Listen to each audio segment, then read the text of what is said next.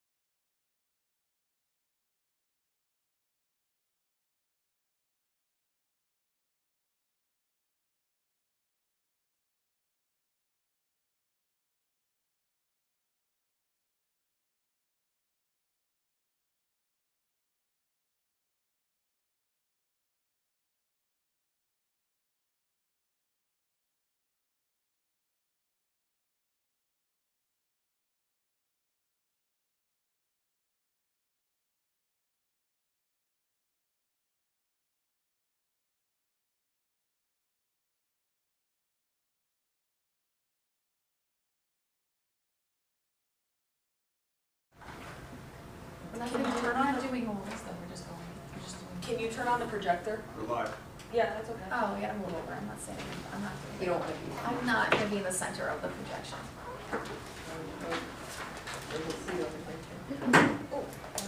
I'll sit near Andrew. They want to start with board goals, if that's okay with you.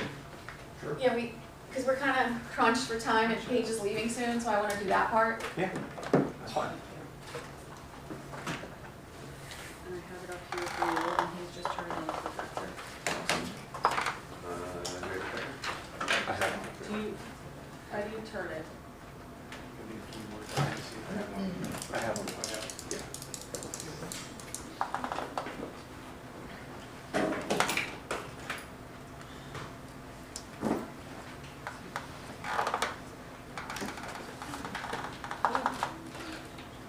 Right there, so I forget that when I leave. See, it's gonna take-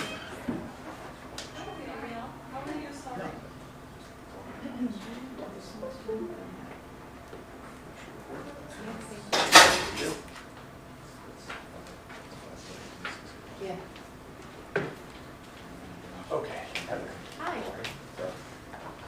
So, all right, we want to do goal setting, but I know today we're only going to be talking about board goals as opposed to district goals. I did leave all of the slides in, basically for the benefit of Peter, so that he can see what are the things we consider when we talk about district goals. I don't see the necessity to go over those slides at this point, right? No. Okay. So, what I would typically do, Peter, just for your, sort of quick information here, is talk about the difference between district and board goals. District goals are really very much about the operational side of the district. They are created in cooperation between the board and the superintendent. I always talk about the fact that when we start to talk about the main areas for district goals, none of that's really a surprise. These are sort of things that have identified themselves over the course of the year as items that are going to need attention going forward. So nothing sort of comes out of the blue here that things are going the way they should. The difference with board goals is they're about the processes and tasks that are owned by the board, right? So things that they can act upon largely on their own. Sometimes they are in support of district goals, but they don't have to be. Sometimes they're really just about how the board conducts its business. I'm not going to go over this chart now, but this is a way that I'm able to sort of talk about the concept of SMART goals within the context of how a board and a superintendent operate, because it's different than most people are used to from their corporate life, where you will not only come up with the goals, but you'll also execute on them, right? So we have it here that way. Okay.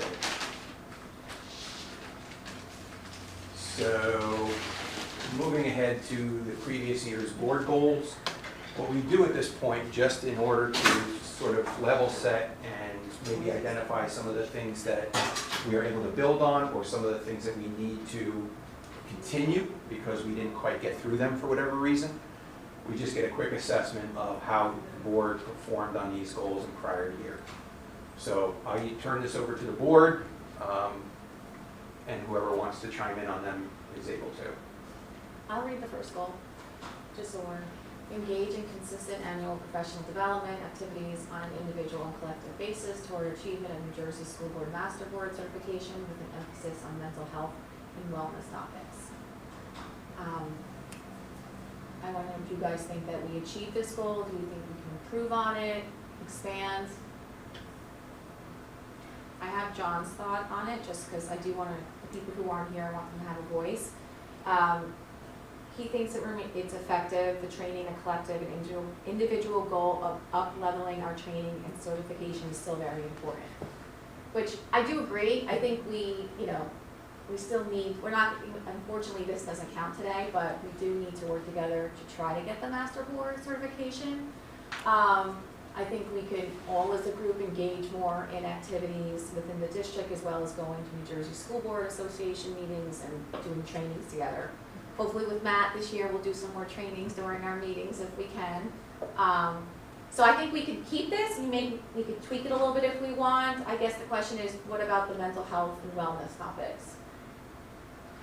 Yeah, I think keep this, but just strike that end piece, because the classes that were offered are kind of the classes that are offered. They don't necessarily always point to this particular topic. And if we want this topic to be presented to us by somebody within the school district, then we're putting that on them. And sometimes they don't always have the time to do that for us. So I think other than that, I would keep that. Anyone else? I'm actually like looking at 1 and 3 as our goals, because 3 we put in last year to make sure that we were all attending the training, but we could kind of blend that. That's So we could take 3, like enable more effective board governance by creating a master schedule of board activities and trainings. If we took that and kind of fused it into 1, because then we're just saying that, you know, we'll create a master schedule so that this way everybody knows when the county meetings are, we know when the webinars or the training through NJSBA are as well. So I say we fuse 1 and 3 together. Kind of remember last year, part of 3 was about the board attending Yes. school activities as well. Mhm. Yes. Which Yes. really don't overlap with the stuff we do necessarily. I would argue that you guys accomplished 3, because I think it was John who asked my office to maintain a board schedule, and so you have a Google shared calendar of all school activities and NJSBA as they come, and then you're invited to the thing. So I would almost say that you guys already accomplished 3. Not The only- the only thing that's ever on there is just like our board meetings.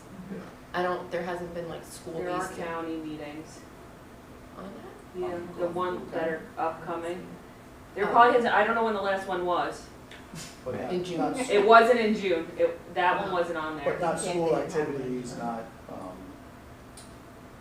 anything else outside of just board meetings, and might have been some county meetings, but nothing outside of this, And the end of June activities are definitely on there, like Like the graduation. the graduations and, Moving up ceremony. right, so if you want to expand that, but I mean, I it would was kind of the say to goal. you guys that you already have a master schedule of board activities and trainings, We just have to. if you want to, Yeah. Okay. I mean, I think we keep the first one, but then we just take out, unless, I want to hear what anyone else thinks about that, taking out the emphasis on mental health. I know that was important to Joe. Yeah. So unfortunately he's not here, and I don't know if he's. He didn't say anything about that piece, his, which we can get to, his more is about communication with the public. That's really what he wrote, he didn't have anything about the mental health piece. I think we do that, I mean, there were a lot of things that happened in the district this year, not that there was a lot of attendance by people, but we definitely had an emphasis on mental health, you know, it became a big issue. There were trainings, with Ms. Zacher, so, but does anyone else, I mean, we can just take that out if you want, or we can leave it in, it's up to everyone in the end. Or change the emphasis. Tony, any input? No? I think that when we wrote it, I thought, and I remember Joe speaking about it, I thought our intention was for the board to receive training in mental health and wellness.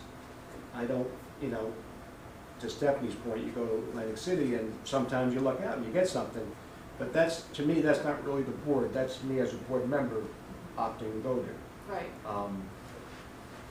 And I also understand Stephanie's point about, well, if you lock yourself into that goal, now you're trying to find the resources to meet that goal, and if you're gonna force, Mrs. Zacher to come in, or anybody, perhaps one of the things that the board could do to satisfy that if it were to remain, or it becomes part of a, not as specific goal, is to ask, ask the superintendent to get the director of counseling, whatever, to present to the board, which is also presenting to the community, it's a public board meeting, about the services that the district offers to the students, to make the board more aware of them, and at the same time promote it to the district. I think when that was added, I think that was the intent, and of course it's subject to scheduling, and I don't think we touched upon that enough as a whole board. I would have no problem taking that last clause out, but being mindful of, number one is more than just our county meetings in Atlantic City. It's using our public meeting to educate ourselves as well as everybody in the public who intends or watching home, to show that we're overt in doing this. We're not responding to something, Right. this is something that we want to do. You know, we hear test scores because we're mandated to hear test scores, but something more proactive about showing off a program in the high school. We all attend the ceremonies, but we don't often have a presentation made outside of a visual performing arts presentation. We don't have that kind of whole group professional development that everybody benefits from. You know, you can't walk into Atlantic City and attend the school board's PD. School board members can, administrators can, but something that would benefit both. So I think taking out that clause is fine, but perhaps the board can think about what types of things, and going back to Stephanie's calendar, at what points of the year could certain things be discussed in public and use the experts to deliver the information, because technically we're not pontificating, we're receiving it, and everybody else at the same time. That's what I would suggest doing with that. Okay. So we're gonna pretty much leave it as is, except for with an emphasis on mental health and wellness topics. You know, we, in response to our concern with HIV, we had a presentation made. I'm not going to grade the presentation, but obviously that's something the board, looking at evaluations, is very concerned about. And that's Yes. something that And our we all have discussions different changed, so- understandings of what the process is. I think that's something that we can intersperse throughout, you know, our meetings are long enough as it is, but we can intersperse that throughout the year, and everybody's benefiting from it. I think also while we have Matt here, I think if we could also maybe plan or discuss certain trainings throughout the year while we have him, what he can do, so it can be promoted more. I know we said that last year and we did it, and a lot of things happened. Always things happen and we never get to it, it's like a house. So hopefully when Matt's here, we can discuss that too, and we can maybe pick some dates for our future meetings and see what he can do to help us get more training too. Which would also go to our certification, but also help the public as well as us. I think what Tony is saying is killing two birds with one stone. I mean, I think it's information for everyone, and it promotes that, you know, board, community, district engagement, so I like it. I think when you're talking about the agenda too, I think that should be maybe one of the first presentations that we have to kind of set the tone for the year, so that parents and community understand the difference between an HIV and a code of conduct infraction and how it works, maybe kind of preemptively head that off for the year. You know, you have a lot of issues with HIV, like parents are saying bullying, bullying, bullying, bullying, and it's not really by code bullying, by statute bullying. We've had Or numerous the opposite. appeals. Or We had the a lot of idea, hearings. Numerous appeals, so they're unfounded, and they appeal that it should be Both founded. ways. Both ways. and then we have a lot of parents who think that a code of conduct means that it was kind of brushed under the rug, but that's really not the case, it's just tracked differently. Correct, yes. Now, obviously, the staff does a training. Does the lawyer, does Vic do a training, or Stacy Cherry do a training? Do they do anything for the public ever? So the situation that came up was because it just seemed like there was a rise in parents who felt that because it wasn't deemed HIV, it wasn't seen as something. And so there was an education level. So what we did was we had the attorney do it, and then we actually had someone else come in, and they did a full presentation at a board meeting for the public. We broadcast and everything else. But we also do have other programs throughout the year that parents are invited to. Yeah. Right, so, but that was the impetus of that, was parents were coming in and it was unfounded, we agreed it was unfounded, but we knew that they didn't understand. That didn't mean that it was ignored and it wasn't a big deal, and they had to understand the difference between the two. Yeah. And so that's what we did. I think what you're saying is, what you're suggesting, Stephanie, is that we continue to do that and make it an annual thing, and we do it at the beginning of the year, so that all the parents and everyone hears that, and then it becomes something like what we do here when we talk about role of a board member. We do it every single year, but it's necessary to remind people, I agree.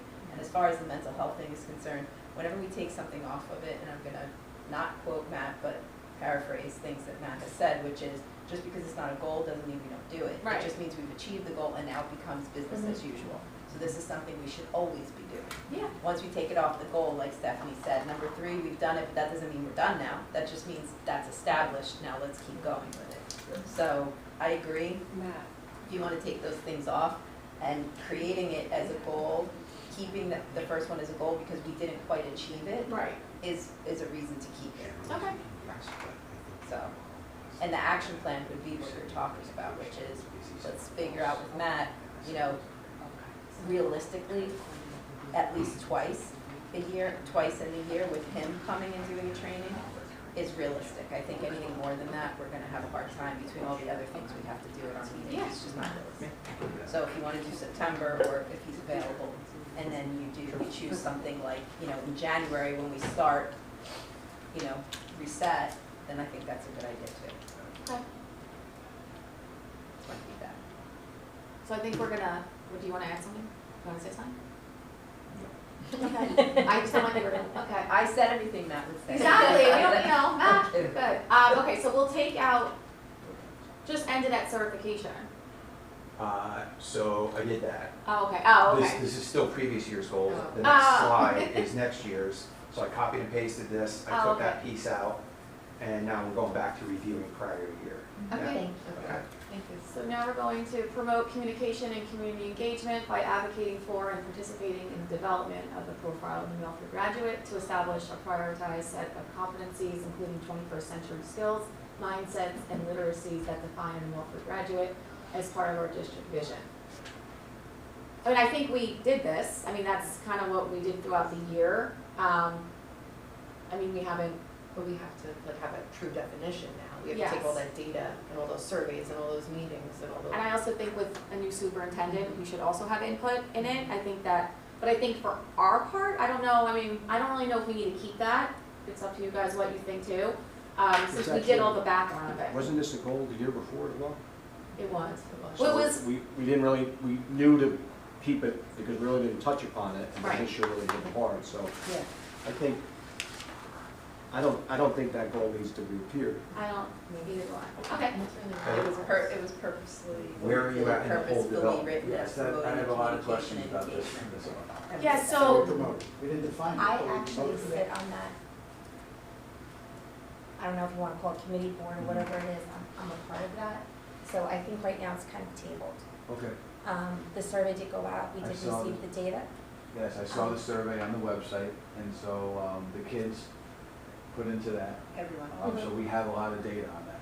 So but there were just- public meetings, like there were smaller meetings with, that was completed. And then there was supposed to be one final meeting with the, I forgot his name. Matt With Murphy. Matt Murphy. Right, to like finalize it, and then we tabled it because we were in transition, and then, you know, we didn't know, again, what our new leadership would be, so we waited, that part we canceled. So there will need to be one more thing done, but that would be the, so it's like partial. So the goal, what is the overall goal? To come up with a statement of what a profile of graduate is? Is there like So the a profile of symbol? grad. I know, so Matt Murphy is connected to the old superintendent in Rivervale, who also did profile of a graduate, you know, for Rivervale as well. They have like a whole symbol that goes along with it, that were developed by the kids, with a statement of what a profile of graduate is. It's almost like a quasi mission statement. Exactly. Yeah. Exactly. So It's there's a supposed whole to branding drive them. aspect. Yeah, to but it as well. the branding, so the branding, I think, is what sets the profile of graduate apart, where the mission statement is like kind of a mundane thing that everybody goes through. This is branding to promote the district, almost like a vision. Mhm. Yes. So It is a vision. Yeah, yeah. It is a vision for not just the school district, but the whole community. Yeah. And it's supposed to drive the mission statement. We need to redo the mission statement. And that was supposed to Okay, all right, good. kickstart it. That's good. So you're kind of starting with the vision and take mission from the vision, which is Yeah. a good thing. Yeah. That's what we're supposed to be doing. So we have the data and we have all the preliminary stuff. I'd love to meet with that committee at some point, I guess. I think Lauren is just kind of Oh, waiting for okay. you to come on board, and then Sure, I think perfect. that happened, yeah. Perfect, okay. So what's the board's role going forward in profile progression?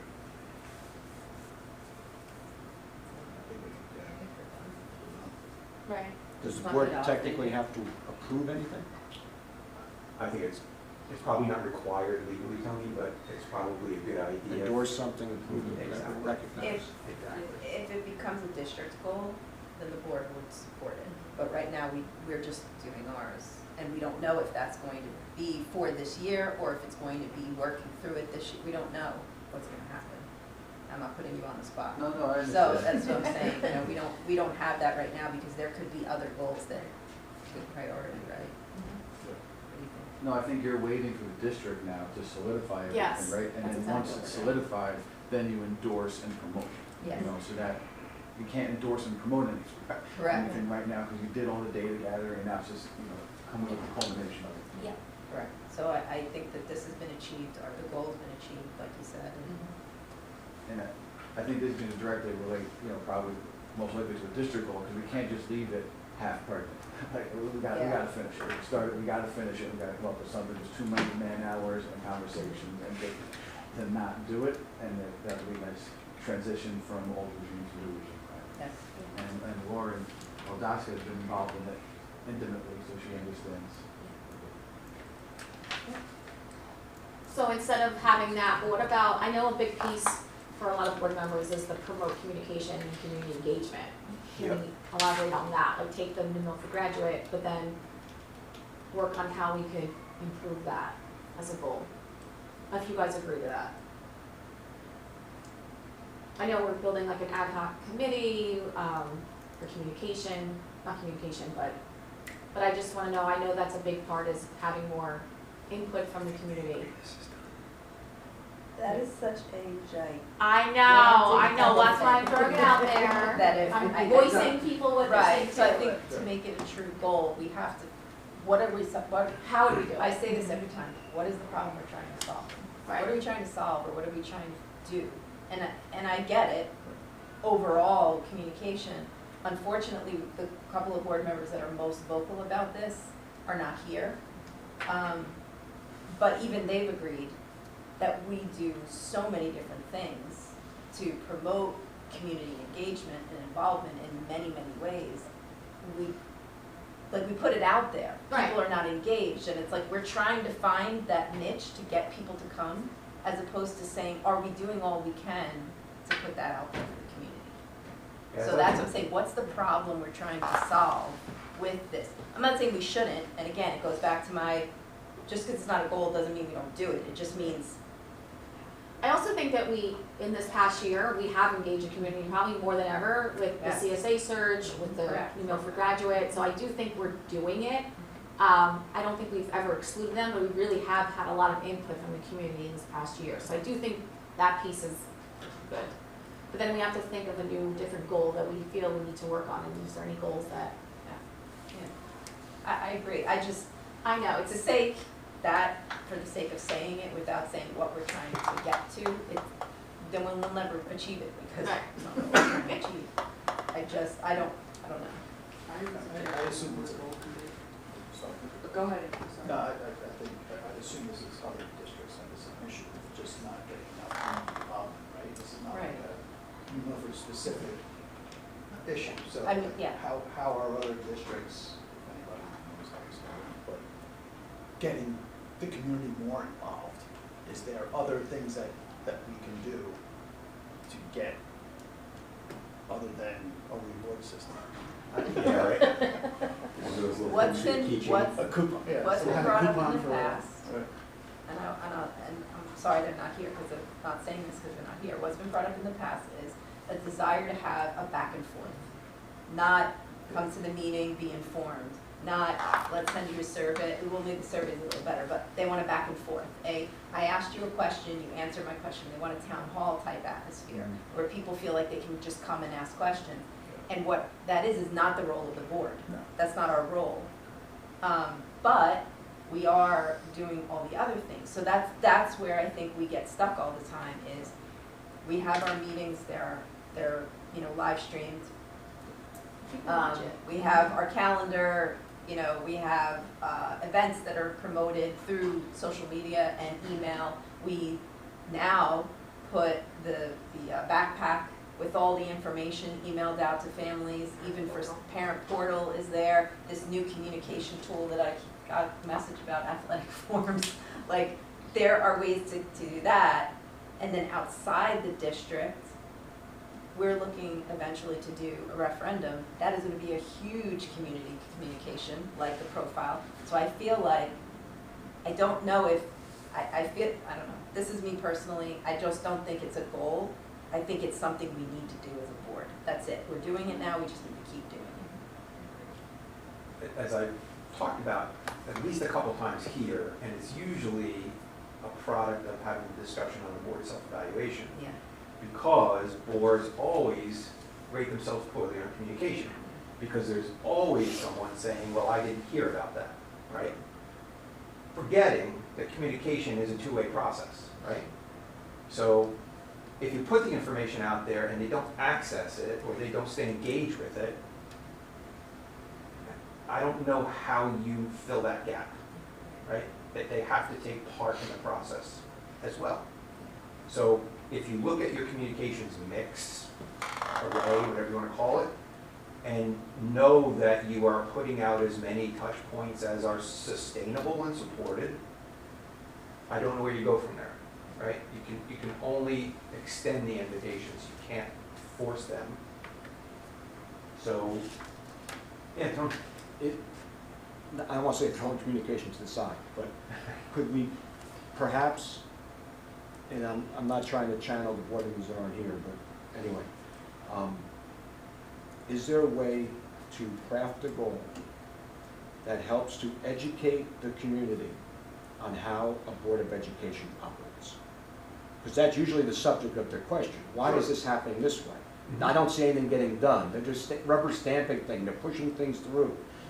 Could, almost tie to number one, but again, educating the community and at the same time training ourselves. It's like when Matt does his ethics training, etc.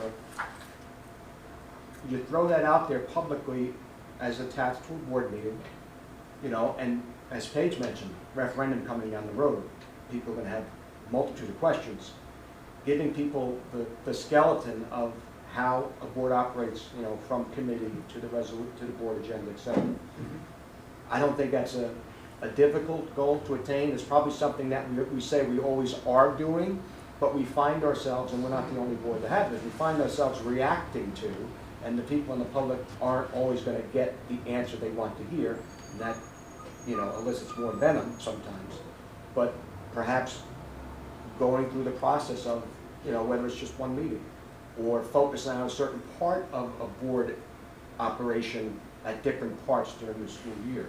When you get towards the May time and it's renewal, non-renewal, does the public need to know what process is involved there? Budget time, is it, any more information, and then it ties into at some point when we bring out referendum, we've already established that, I don't want to say we're in the business of getting them to sit in the seats, they can watch at home, but what are they receiving outside of, we all know, some people, myself included, when I watch a board meeting, I want to hear what I want to hear. So I can see to say, yes, that's right, or no, that's wrong, what we're going to do about this. But maybe a way to give people more of an idea of how the board operates. Because we all do a reactionary. Did you follow the chain of command? I don't have to give you a response right now. I heard your statement, that's it, which is all true. But people don't really, people think it's more personal. The person saying it, and usually the superintendent or the board president, the voice, they take that as, oh, you're not going to give me the answer. Well, for those of you who know, there are certain things I can't tell you. It's a public meeting with some restriction to it. So in talking about the communication, I think that's, we can't, a few good men, you don't want to hear the truth, you can't handle the truth. We can't just go out and say, this is how we do, but if you give a global idea, either throughout the year or at one point, of how the board operates, at least we can say we've tried to inform or educate the community. We're still going to have those people that are going to do what they want to do, but transparency. Is there anything in the data from the profile, because I'm not in it, the profile of a Milford graduate that could inform something that we hear, that we're like, oh, this is something the public is really looking for, like you said, right? That we could pull out of that? Is there? Well, the data came out pointed specifically to the profile of the graduate itself, not necessarily Okay. what the public would expect from the board. I think that would be like a different Okay. question or a different survey. And I think what Tony's saying is a good idea, but to include that with number one, because like what Matt said, you can give out the information, but are people really gonna read it? Like, I know on the district website, we know that that's There. something that it is there, like what to know, what to expect from a board meeting, and the information's there, but it's just getting people to read it, right? So if we piggyback that into number one, do a training. But I feel You like know, it's too much for just one goal. Like, I feel like, I agree with you, I feel like that's more us, and I think if we Right. kept to as promote communication, community engagement by educating the public on board roles and like make it different, because that is more Okay. us. Yeah. But then we can make, so we don't only have one goal either. Like, we No, only want one. exactly. Yeah. But I think we can do that by keeping part of number two. I mean, we Okay. can word it better, but educating the public on board role, board governance, just so that, and that goes a piece, we get training, they get And they get training, training. and it's all done. Mhm. And I think that could also hopefully be resolved by next year, but I think that's a great idea. Okay, so two pieces to that. First, the communication piece, right? That basically what you described addresses that.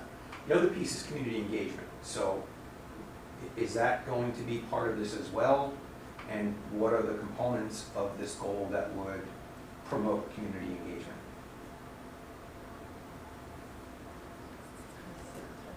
The not just telling, the Right. hearing. That's the engagement. inviting, right, The inviting engagement is and the pulling. hearing. Yeah, and maybe people actually come in Invitation. person to our trainings and not just online and get engaged But that is there way. some, yeah, but is there something I that don't we can do for the people who come in person different than, you know, is there, I don't wanna bring up coupons and rewards, but is there something better to see it in person than it is to?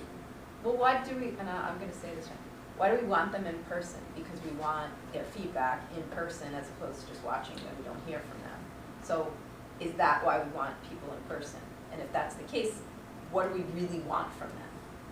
Do we think that they're more engaged if they're physically in the room? Or if they're engaged, like, right, so that's what we're thinking. So then now we're thinking, we want their engagement, but we don't just want their feedback and engagement, we want them to physically be present at things.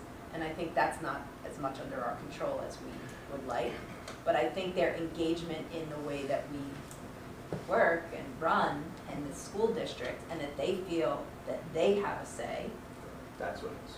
that's really the engagement part, is that they feel like their voice is heard. Again, we've done a ton of that this year. I don't know how else to do that. So we don't generally do it this way, right? But would it be helpful if we did a training on a governance topic, right? And then instead of just, does the board have any questions? Turned around here and said, does the public have any questions? It's a risk, right? Because angry doesn't stop sometimes, Mhm. right? And again, it's not part of our approach typically, right? We're here for the board, not the public. I'd be willing to try it. What if we were to promote the fact that we are, you know, we put our agenda out, and it's on the agenda, but to be honest with you, I know how to read the agenda. If I didn't, and you look, this entire first page of the agenda is nothing. No agenda, because of all the stuff we have on here, right? So if I were someone in the public, I'd be like, I don't even know, I know my first meeting, I felt like I was at a cattle call, because I was like, yes, no, what's happening?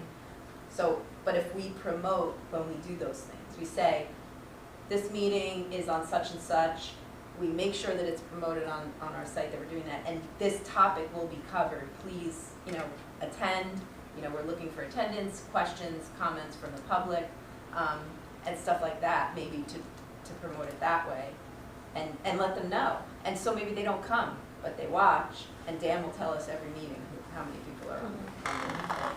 So I don't know, maybe that's a way to do the engagement part of it, which is promoting it to them, saying, listen, we're not just telling you we're having a meeting, we're telling you that we are gonna talk about this topic and we want you to hear it. I don't know. And there's something to be said for, not to put you on the spot, Matt, but if someone were to ask a question concerning, why can't we discuss personnel? Every time I ask you about that, you say you can't talk about it. Well, it's one thing for the board president to say, it's another thing for the board SBA representative to say, this is why. And, you know, like you said, it's the danger of engaging that way, but if you're tired of hearing the superintendent or the board president say it, ask the school board representative who's here presenting tonight on governance. You're gonna get the same answer, but it's coming from somebody, it's coming from saying, listen, they're not making this up. Well, Tony, you're right, because they look at it as, well, you're hiding something. You know, if you say, no, we can't talk about that, you're hiding something, whereas, you know, if Matt says it, it's received differently.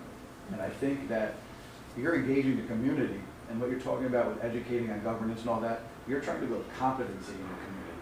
That's not necessarily engaging the community, you're trying to develop their understanding more. It's not so much engagement. Is that how we want to word that then? No. Well, is that what we want? Let me go over here. Is that what we want? You have a suggestion? That's actually right. We're giving ourselves But that's work what to we're do, doing. right? Yeah. We are. What do we? But it benefits us too, though. No, I didn't say it in a bad way. I Yeah. said, is this what we want to do with our time? Like, is this the work we want to do? You know? And if it is, then, I do. I think that obviously there's a whole page on transparency in this town. and it's Right? only, And I know it's supposed to be the whole town, but it I literally know, is it's only like about three the people, board. but still, like, transparency is a thing. And the more information that we provide, obviously, there's blurred lines everywhere. There's red lines everywhere, but I think if we're showing that we want to get more people involved, and we want to get some feedback, even though it's not pure feedback, it's just people talking. Yeah. But get them out, So, get them and I out think- from behind so- the keyboard and have them sit in So I person. found a piece of paper sitting here next to me. And I think this kind of goes to that, look at this part that you're talking about here. Instead of necessarily trying to find topics, it's around our policies. And having open public discussions about our policies. And one of the things that when I was reflecting over our goals and thinking about our year, one of the things is, like what we said, is policy and the community's understanding of why things happen and why we can and can't do things. So I shared this with Heather. Are you okay if I share it with you? Yeah. So I put together a couple goals, and one of them was that the New Milford Board of Education is dedicated to reviewing, revising, and recommending district policies that align with federal and state laws, meet state monitoring standards, and embrace a family-centered approach where applicable. To achieve the goal, the board will have a policy review and revision, collaboration with policy committee, and then for part 3, transparent policy discussions. So that's where I thought we could conduct discussions on policy changes with all board members during public meetings, following first and second readings to allow for thorough consideration. So like for that piece of it, just to make the public aware of why we do things and where it comes from, and that we are discussing it, and this Yeah. is the guidelines of our district. Because like Tony, there's like, 10 policies that we have on, right? First read, and then we do another, and all the public knows is the numbers. And not the law. And they only ask or care when they're not happy about something, and then they're digging in to see if there's a policy. So I think maybe, And there's big policies that you can really focus on. Yeah. If you pick 3 big policies, like Yeah. high school graduation requirements or attendance policy and how that directly affects their children, if you focus on those policies, that could be pretty enlightening for the public. Watch the news, you're gonna be talking about cell phone policies Yeah. pretty soon. Cell phone, yeah. That's true. wow, the people. Yep. I have a suggestion for you guys, if you don't mind. The sheet that you came up with for the committees, like after some committees meet and report, is Yeah. not necessarily always being done, and so then there's issues that come up publicly because you do operate as a committee by the whole, and so there's some communication that needs to be done on your level, so it doesn't be brought to the public. So I don't know if that's something that's come up a lot this Yeah. past year, that maybe that's something that you guys wanna make a goal to focus on your committee meetings. I know like, the athletic co-curricular, they have a set schedule of when they're gonna meet. It's obviously a lot easier for that committee because of the seasons, and then that sheet is given out after, but there was just a policy alert that was released, so that committee would have that sheet, and to make sure that it's being distributed, and if there's any questions, that those conversations are happening, so then in public, when something comes up, it's like, did that happen in the committee, did it not happen in the committee? And then especially when members of the committees change, there's big conversations that have happened. Sure. I think it was on finance and facilities about, I don't even remember what it was, but it became a big thing. Yeah. And so I just think that that would allow you guys to operate more efficiently and effectively as a board. Yes. Agreed. Okay, write that up, Steph. On it. Because I think like what Stephanie's saying, one of our goals should pertain to like what we can do to make ourselves stronger. Well, of course. And communicate clearer, and And these are things that like are related to what the districts do, but what goal are we doing for ourselves? Like the training is great, it'll benefit us, it'll give us the certification and help the community, but what are we doing together right now? And I Right, think and that shows the calendar, making sure we all Yeah. know now it's about. And I think that's key, because there has been a couple meetings that have happened, and I feel like I'm sometimes left in the dark, not knowing, because What happened in a meeting, What I had no happened. idea what was being referenced. exactly.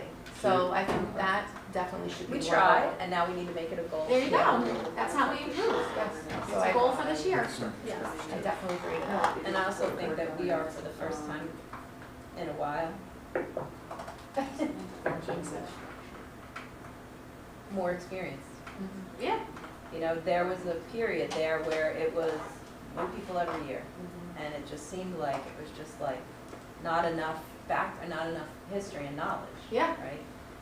I'm not saying that everybody's expert now, but we can do this. We can actually focus on this thing now because everybody's got some of the basics. So I think we should. So just before we go to the third one, are we okay with the second one? Are we leaving that?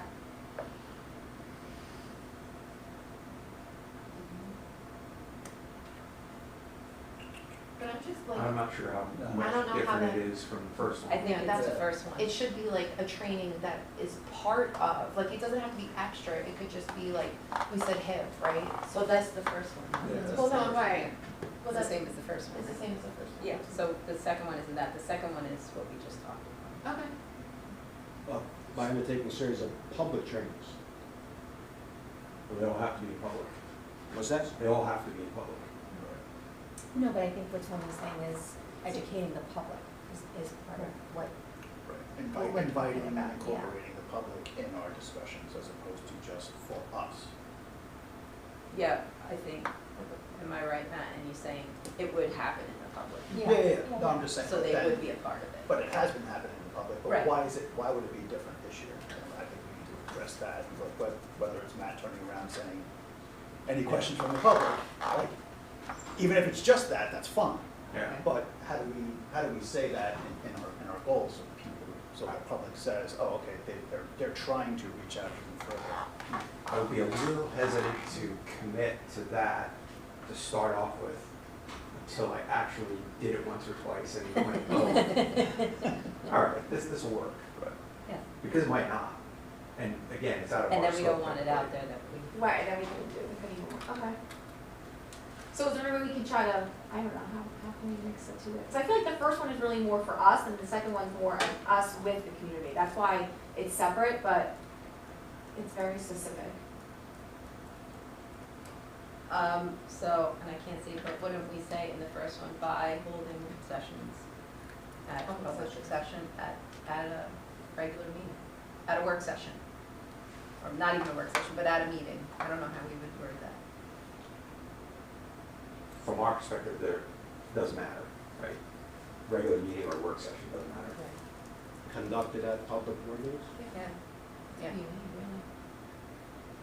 So are we not calling these trainings now, or? Are they forums? Are they?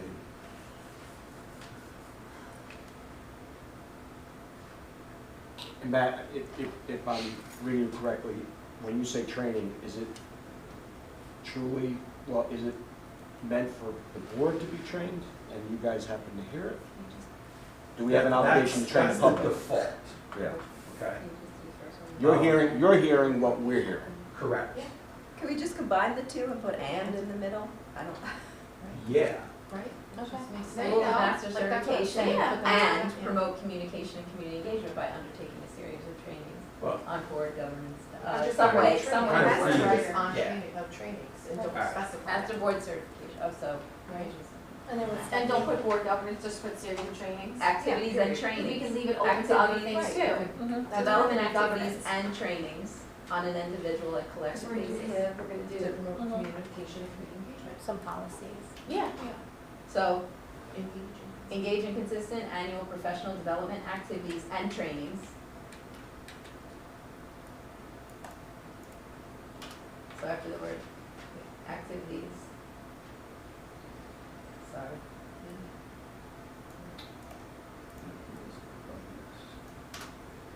okay. And then put trainings after development activities and trainings. Professional development activities and trainings on an individual and collective basis toward achievement of New Jersey school master. Well, how is a professional development activity different from a training? Because there's some. Okay, well, you were saying you wanted to put the word training in there. I'm But still, confused. I still think it's a separate thing. I think we're trying to, because the first one is specifically about us, and another one would be specifically about us and the community together. So So, right now, we're kind of shutting. Well, because we are doing it with the community together. That's what we said in the first one. We said we were gonna do it at meetings. We Yeah, were but gonna not to do those become trainings master at board meetings. certified. But it's We're- just we're letting doing- them in for We're doing a us. separate But- goal to get the community more involved. The first goal is to be master board certified. And we're mashing it together with, and including the community. So I think there's. I just think the community it should be included in it, You're achieving the same thing in one. so we gotta think of it. I hate this part. so just to be clear, the approach would be, I come in with a topic, let's just call it committees for now. Talk about committees, right? That meets requirements for you guys gaining credits toward your master board certification. But then we bolt on a component where I turn around and go, hey, anybody else got any questions, right? That's the approach we're thinking, right? So all of the topics are going to be, let's call it dual purpose, right? Educating you guys, gaining you credits, or refreshing to Paige's point. You know, sometimes it's about, hey, we gotta get back to basics, here's what a board member's supposed to be doing. And that's probably an even better opportunity to make a turn and go, hey, you guys have questions about this, Yeah. right?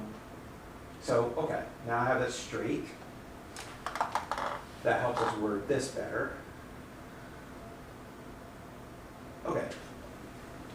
I think this will fix it, but maybe not.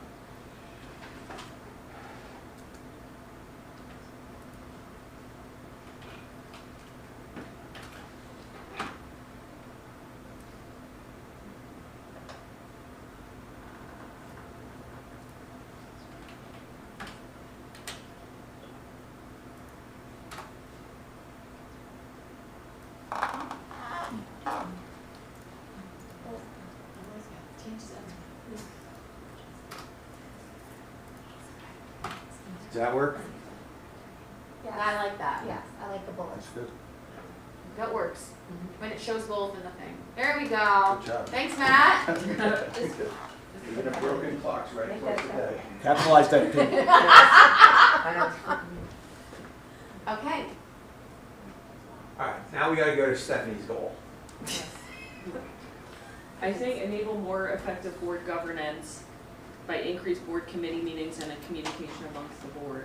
I would say by regular communication, not increase, just say Yeah. regular communication between committees and regular, consistent, I don't know, by enhancing consistent communications, maybe, right? Because we do communicate, it's Right. just not consistent. Yeah. Yeah.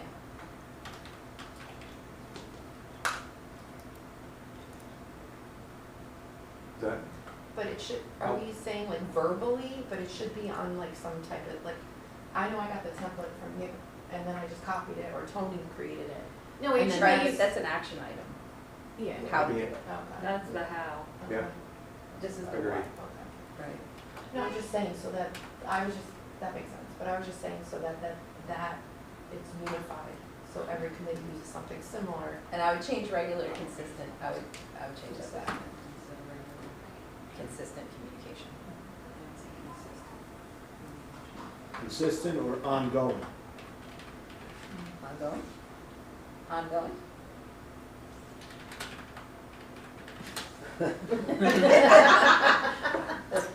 Beautiful. That's why Jesus made comments. Well, not just between committees, but between committees and the board as a And the whole. Whole, yeah, board as a whole. And the It's board as a between whole. committees and board as a whole. Yeah. They're laughing at us right now. The reports should be a little more just important when we talk about them as opposed to. Yeah, we need to be filling out the forms and then we need to have communication after. Like when I say in committee reports, but there really needs to be a discussion about it. You gotta Well, fix we're- that.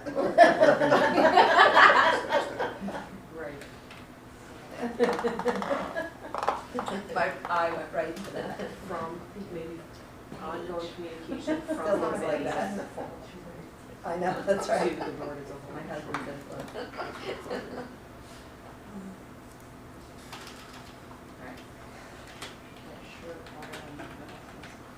There's something weird with it Two, yeah, to the board as a whole. too. You're a better thinker than I am typer, Paige. You're a great typer. That's why Lauren would take over every year when I Yeah, was trying Lauren's to gonna do do it. the typing part. Okay. Enable more effective board governance by enhancing consistent ongoing communication from committees to the board as a whole.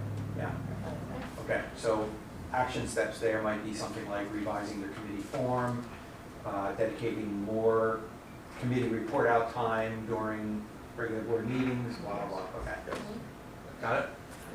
We could create a folder in the drive just for committee reports in each I month. thought there was, no? Usually it's just like dropped in there, maybe in reports or enclosures, Oh, it's yeah, not, and so No, this- perhaps it gets lost. I think there is, I think it's just not always linked there, Oh, so So I maybe. said, can we link in the agenda for the personnel Just email recommendations about and that, office. can you put like a tag? Yeah, as Yeah. long as it's coming to my office, I think sometimes you guys would send it out amongst yourselves. Well, So- that's, we gotta establish how to get it. Yeah. Right, so if you Okay. share it with me, I can link it to the agenda and make sure it's in the I know drive. there are sometimes with getting into some of the folders supposedly, I don't know, maybe if we can email it, so it actually comes to our inbox and we see it, and we have to read it, And we should read then it. we should also include, like, if we're, when we have the committee reports, like, that it's shared with the board in a timely manner, like, not an hour before the board meeting, like, I just, Yeah, not that that's gonna we happen, can work but that part out, prevent yeah. that. But you're right, it shouldn't be right before a board meeting, we should have time to read it. Well, in and fairness Right. to you guys, Should sometimes be your committee the agenda. meetings do happen at 6. Right and before board the That's meeting true. at Well, 7. yeah, that's true too. So the minutes will come after. Yeah. But in that case, you should report out to the board at the Correct. meeting. At the board meeting. Which isn't always happening. Correct, Yes. correct. Yes. Okay, good. Okay. So that Yes. basically covers Yeah. your report. Yes. Can we make Not that once a work? month Can we meeting. just, which will make our meetings longer? I love, you had to see Heather's face, you couldn't see it when you said that, she goes, yes. Is shortening the board meeting not a board goal? Can we not have once a month? It should be. Yes, no once a month. Okay, do we have anything else that we feel we need to work on? Does anyone have any ideas or wanna say anything else? Tony? I don't know if it's a district goal, a board goal, but I think our facilities and referendum, maybe not not using your word, but inspection of facilities, something that I think that has to be addressed somehow. Like an audit? You know, we had the architect come in last year and do like a revision of perhaps something more detailed in that regard. Where the board, again, it's a board goal. It's, we are informing, and maybe it goes to the committee part too, we're informing ourselves about, you know, the impact of the roofs being done at the high school, that's across a big one off the list. Yeah. Maybe something to that effect, because again, it is a public statement, but it's the board's goal. One of the things that Lauren and I had discussed, like with the curriculum committee, but I think maybe even with this it would be beneficial, was to do like a walkthrough. And I'm thinking maybe as a board, one of the things we could do is a walkthrough of the 4 buildings to go over facilities. I agree. What is that? Yeah, Is that's that what a I goal I though? still feel like that falls. I I think it's a into- district goal too, more.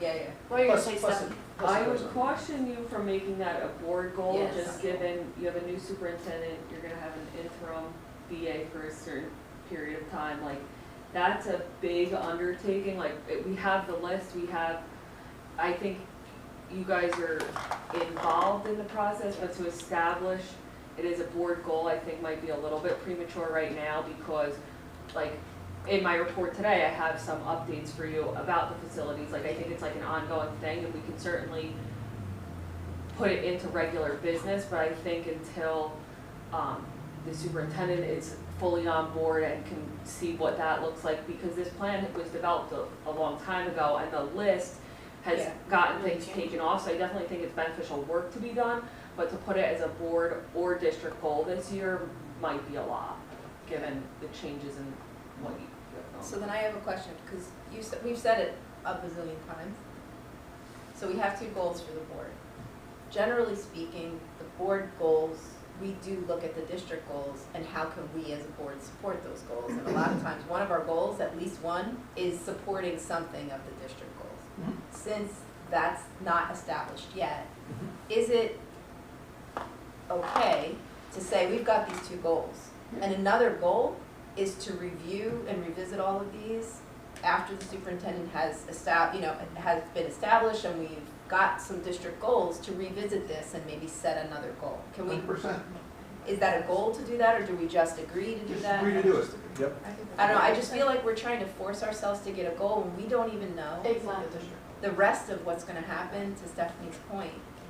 And we may wanna change it, You may. so.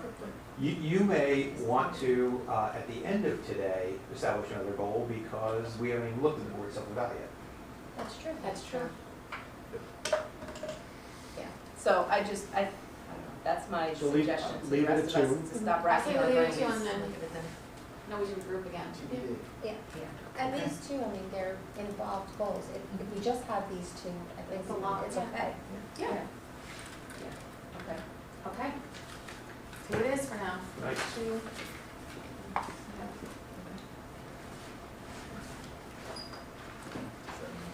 Does anyone need a bathroom break, snack break? Go ahead, just go ahead. So I'm going to label last year's goal 3 as achieved, based on what we discussed earlier. Thank you.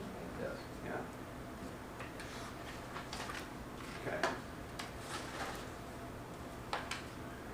Let's see. Is this on? It's somewhere, Okay. we'll find it. Let's see.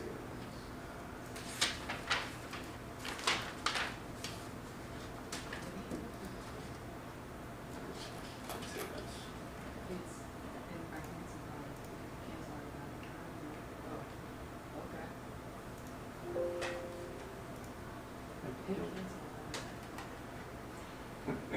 Did it not hard enough?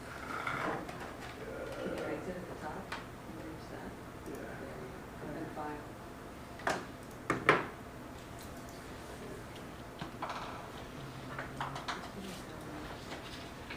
Second. Just put it in one of those.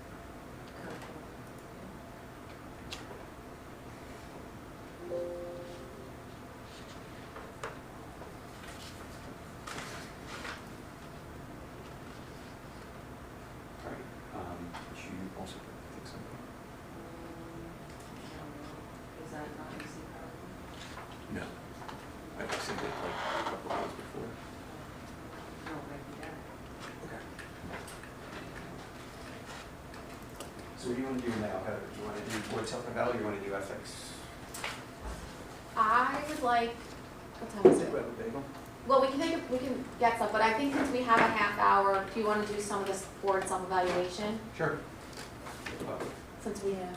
Because I have to get out of here. Right, and I think the ethics piece, I mean, Yeah. done this long enough, but I feel like, can we do some, just have another input if we can while we're here, and then you leave whenever you can leave, but if you guys wanna take something to eat or take a break, just go, please. Okay? Alright, so, give you 5 minutes for a break, yeah?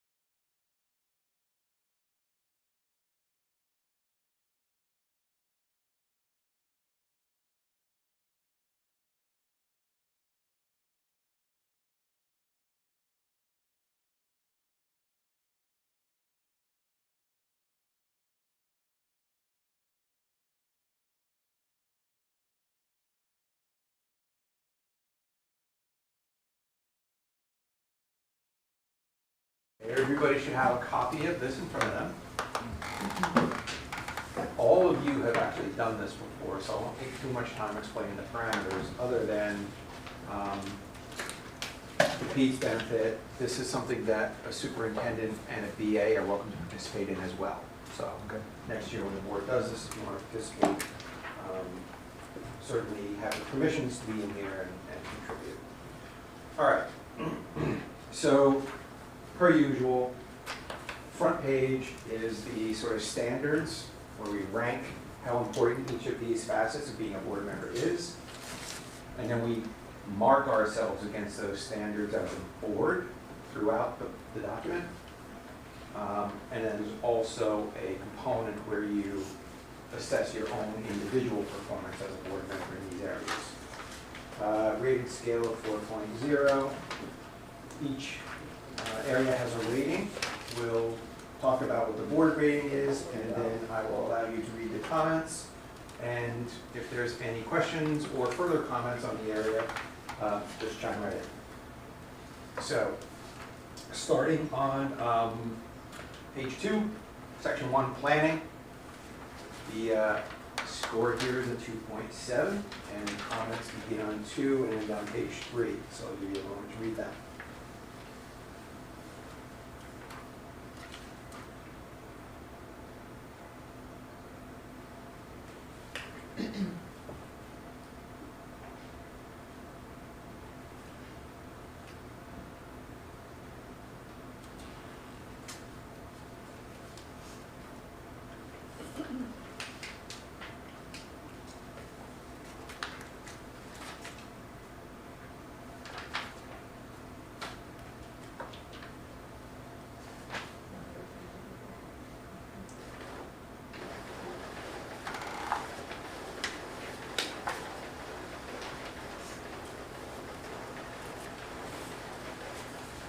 Did everybody complete the program? I don't know, actually. We had So 8. 7 and 9.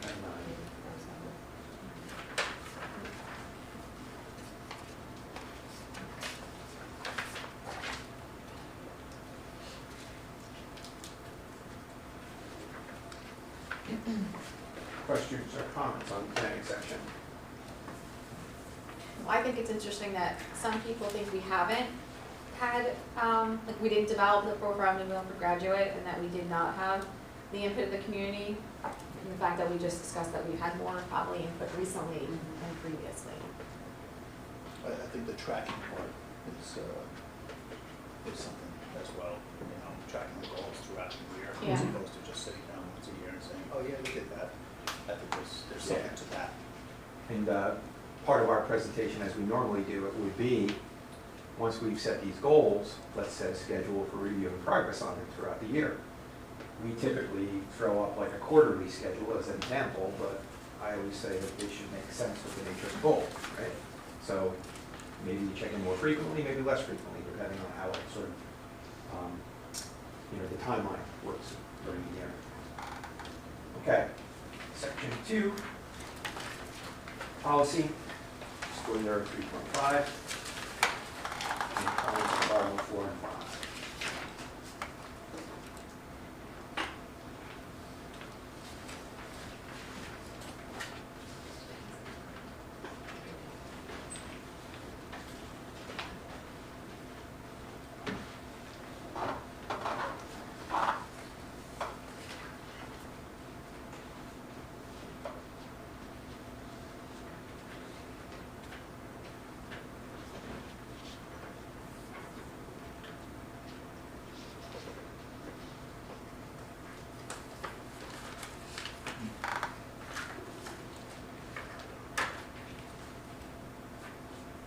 Section 3. I have a comment. Yeah, go for it. I think that in looking at the board's reflection about the board, number 5, ensures that the administration develops appropriate procedures. Things we've heard since our previous superintendent left acting, some things we've heard in discussion and passing. I think there's a definitive need for a refresher in, you know, policy is sometimes very global, but the regulations spells out how the district's gonna do it. I think, with the incoming superintendent here, I think my opinion is that there needs to be a refresher concerning policies, and maybe perhaps as policies are approved, policies and regs are approved by the committee, perhaps a follow-up discussion with administration. I think that obviously everybody should be following the same regulation. Unfortunately, sometimes buildings follow their own procedures, but I think since it's on paper and electronically as a board regulation policy, I think it's something that's worth revisiting, and it goes back to what we talked about earlier about making our committees more vital in the community. I think our administration and our staff are also part of our community. And I think that needs to be a focal point moving forward. I think some people think they know how to do certain things or what we've done in the past. What we've done in the past, unfortunately, is not always what's in our policy and regulation. So I think there's a refresher course or an ongoing action that needs to take place to touch upon the follow-through. I 100% agree with what you just said, because if we made adjustments to a policy and the regulation, and we approve it, but if it doesn't go down to, if somehow it's not clearly communicated to the administration and staff, then even though we made that change, they don't enact that change. And then we're in a position where something was done and now it has to get undone, or you have to You're liable. let it go until the next time. Yeah. So, yeah, I agree. Is that reflective of our second goal, where it's during It's different. policy discussion on public meeting? What I'm saying is different. I don't know if that's the same thing for Anthony too, which is, we do that, but what is that regulation isn't consistent or isn't, you know, we made a change to a policy. We approved the change to a policy in the spring. And there was an opportunity that came up and it wasn't followed, Right. right? So why wasn't it followed? And then it was, oh, I didn't realize that that changed. Change. And we didn't realize it changed. So how do we ensure, and that goes with what Anthony said about developing appropriate procedures to implement the policy? I don't know. There's gotta be some type of Right. like policy update sheet that goes out to. Everyone in the alert that district, goes it out to says. everybody in the district. Correct. So generally speaking, regulation is the superintendent's purview. Correct. Right? So, I mean, I think it's good to have the conversation about what the regs look like and how they've been communicated, right? That just is the superintendent demonstrating his or her proficiency in that area. You have to just watch that you're not trying to dictate reg. No, but it says ensures that they develop appropriate procedures and regulations that to implement our policy intent. Yeah. And that's what I think Yes.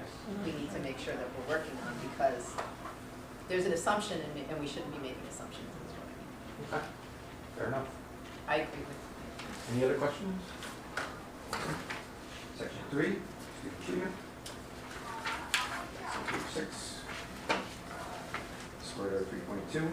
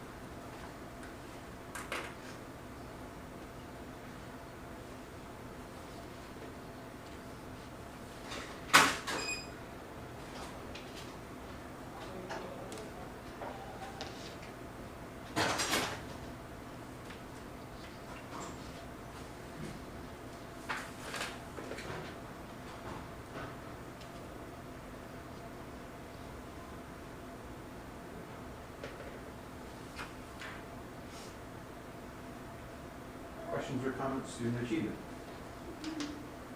I have a comment. Go Paige. So, I think that as a board, we can get caught up in what the popular vision of a student, you know, like how they should be achieving, and we say, well, this benchmark and this number and where we are and what we're doing. And I think that over the years, and Lauren has been in the position, but we have been very well educated on what our district is doing and what our students are doing and where they're achieving, and we've got tons of information there. So I think it's interesting that there were at least one person and then another person thinking that we were, as a board, adequate. I don't think we're commendable. I think that we should always strive to be better and push more. But I just find that interesting. Because to me, adequate is not enough. And so when I see that, to me, it was interesting. And I think that we are focusing on a lot of those things, and I think that we came out of COVID, and I think there was a lot to be said for that. I don't know, that's my personal opinion. I think there's always room for improvement, but I'm just surprised that it was that way. I feel, just to go along with Paige said, you know, saying that some people didn't feel that they were adequately understood where we were in terms of performance. We're made aware of that through our presentations, especially with the data from the state. We see where we are compared to other districts, and I think that we're well informed. I mean, right, you suggested the color coding, and that made all the difference. Well, I don't know about that, But I was just throwing it out, but I'm just saying, like, I feel like as a board, we are made aware of where we are and where we need improvements, and I feel like a lot of the PD that the teachers are given and the workshops that they've been trained in have helped try to boost our scores. Like I think I said this at the retreat last year. A lot of the things that I know was math and science, but that's just not to New Milford. That's across the board in the state of New Jersey. Those have always been the weak links, especially science, because there's really no preparation for it. As a teacher administering a test, it's hard to really prepare. You're just going on the state standards, and sometimes do they really truly know it, you know? But So where do you think the disconnect comes from? I might have been one who wrote adequate, and I'm going to frame my response in saying that while we did hear, I think we need to hear more ongoing. We didn't hear as much benchmarking this year as we have in the past. We got our NJSL results. I don't think I've ever, maybe in the state presentation, in the state data, AP test results. I know in the past, and it could be because of some of the turnover this year, and you know, people taking on multiple hats. In the past, we've gotten presentations about the quarterly or thrice annually benchmarking where we are, et cetera. We've got a lot of that coming out of COVID. So I agree, we've gotten, and we've had good discussion about test scores and things like that. If my memory serves me correctly that I put adequate, I was looking for something more ongoing, whether coming out of curriculum committee, whether, you know, interspersed throughout the year. I agree, we do get we get the results. I don't know if we have a big discussion on providing feedback. We all agree math is what math is. Math is that way in many places in the state. I don't know if we, as a board, because that's what this part is, if we follow up with where are we? You know, we think we know what the problem is. What's the report on, as you guys mentioned, PD? What do the teachers feel about the PD? What have we benefited from in the PD? And again, that could be committee and then committee back to the board.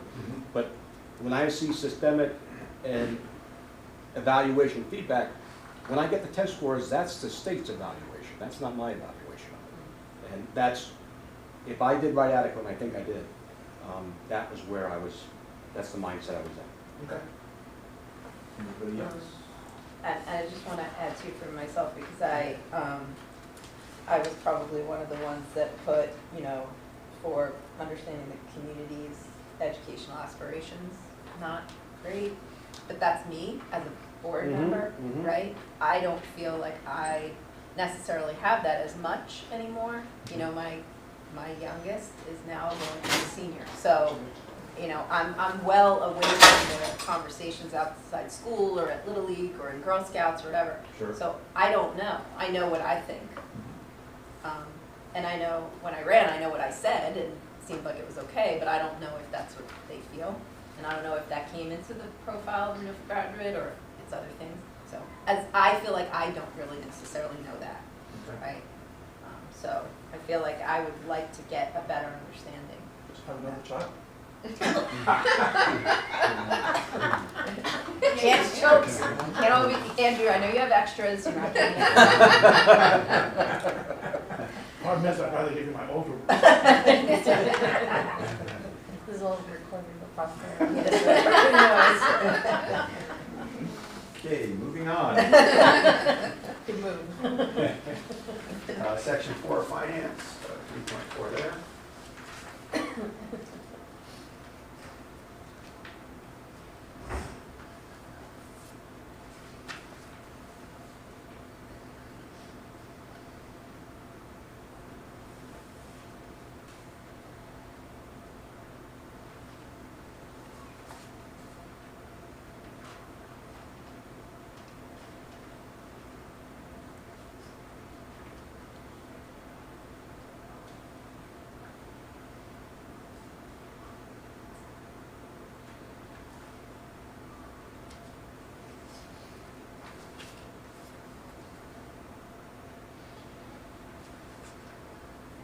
Questions, comments, finance?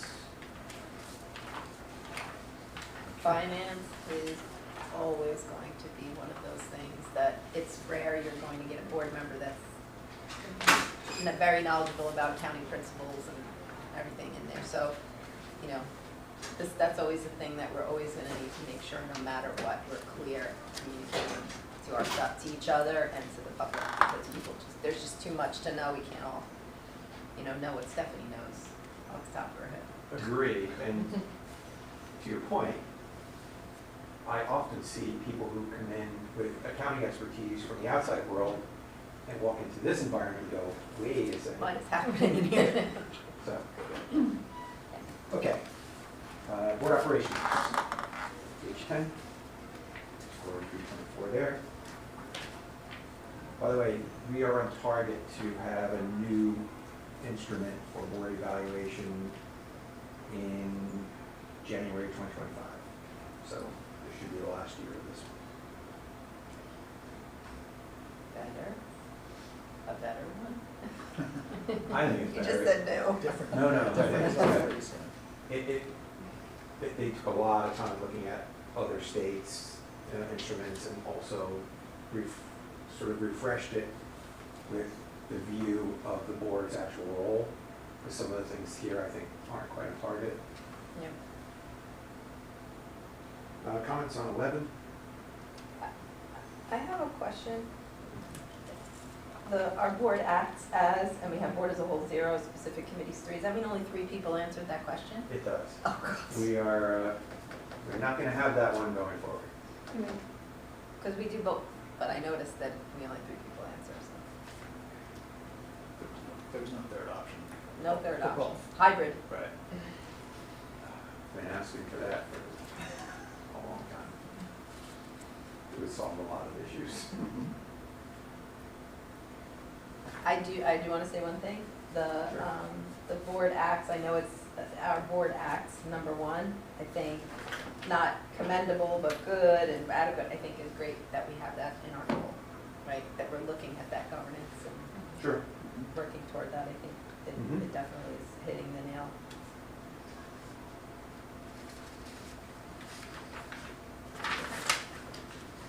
Any questions or comments on that section? Okay. Moving on to section 6, board performance. Score there 3.5.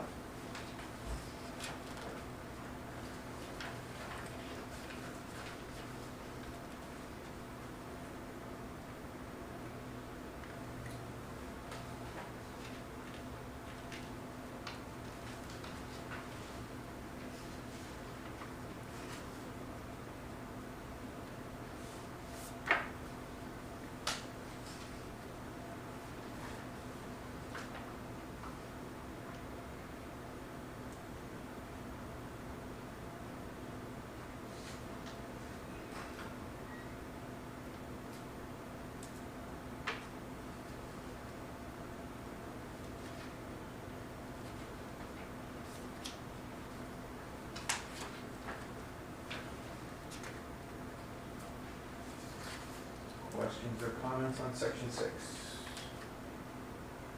Uh, Section 7? Nope, I'm gonna say something because board's performance, number 2. I know. Right Wait, there. what'd you say? I'm sorry. Number 2, board performance, number 2.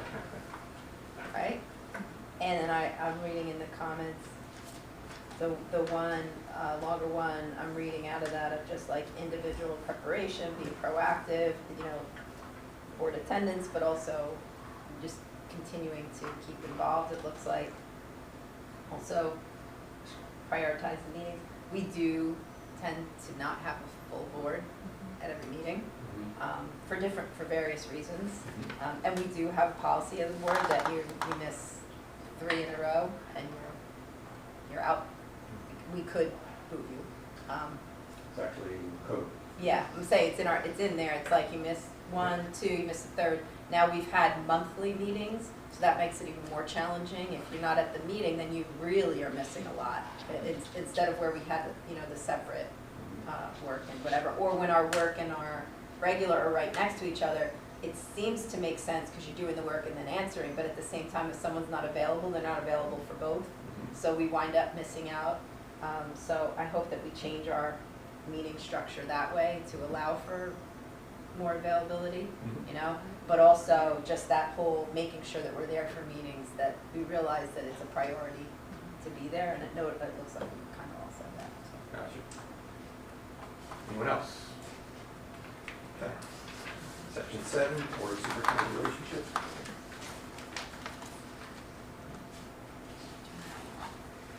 Nope.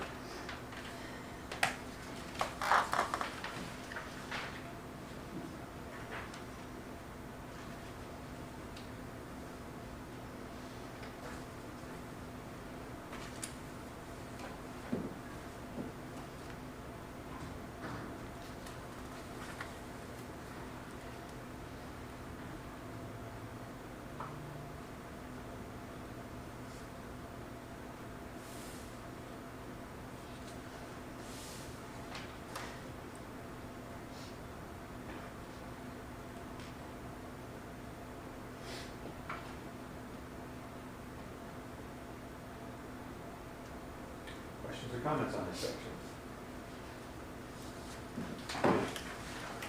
Section 8, board staff relationships. Score there 3.5.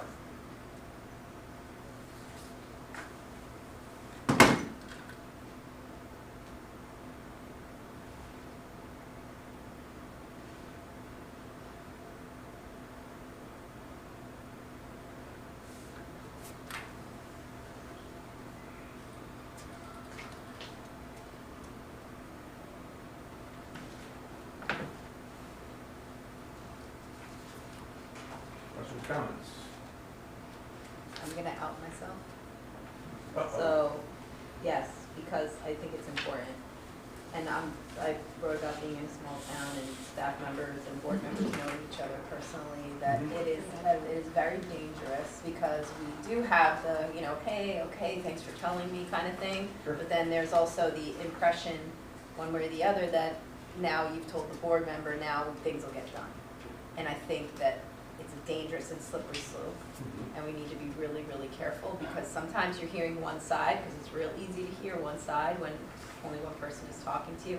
And to go and do research to find out is the opposite of what you should do as a board member. Correct. Yet you're put in that position now where you heard one side, you don't know the other side. Should I do something? Shouldn't I do something? So I just think that it's hard, but as a board member, it's a good reminder for people to say it's okay to be friends and know people, but when they start to talk about certain things, we have to stop it. You have to stop it. It's not personal. I don't know. I just feel like that happens a lot, and we just need to be careful that we don't go down the wrong path. Going back to this one, I think it's good that the majority of the responses are that we're all here for the children and what's best for our district and the Yeah. children's needs. And it's always improve on that too. Okay. Section 9. Score there 3.2 for the community.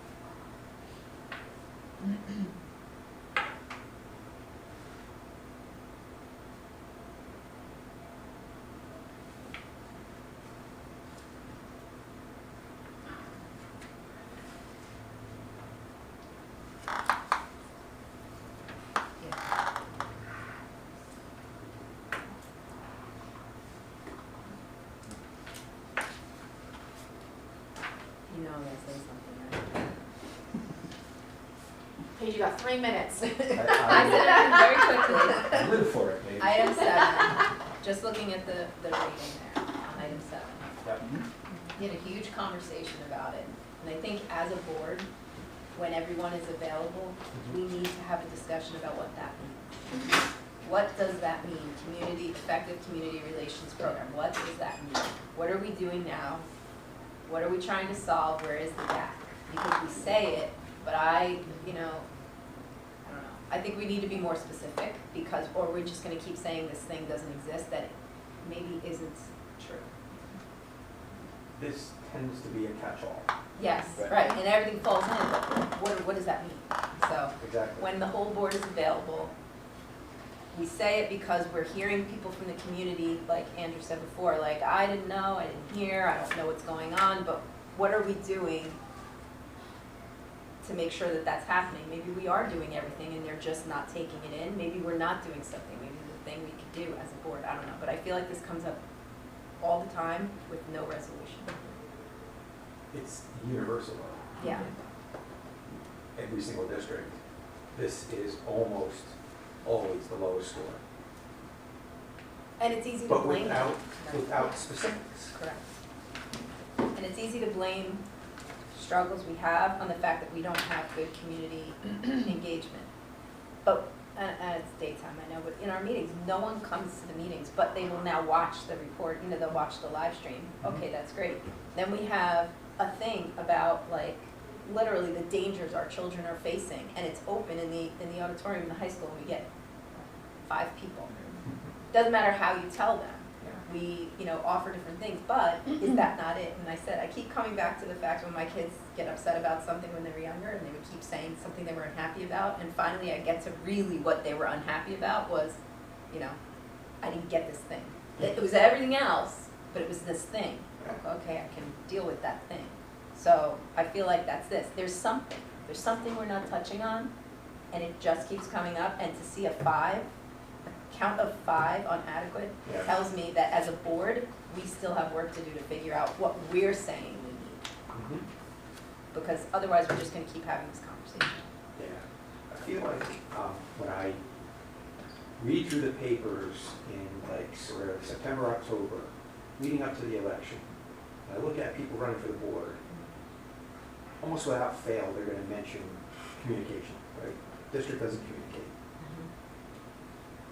What does that mean? Right, where can we do better, Right. specifically? As the district communicated to the community that we appointed a new superintendent.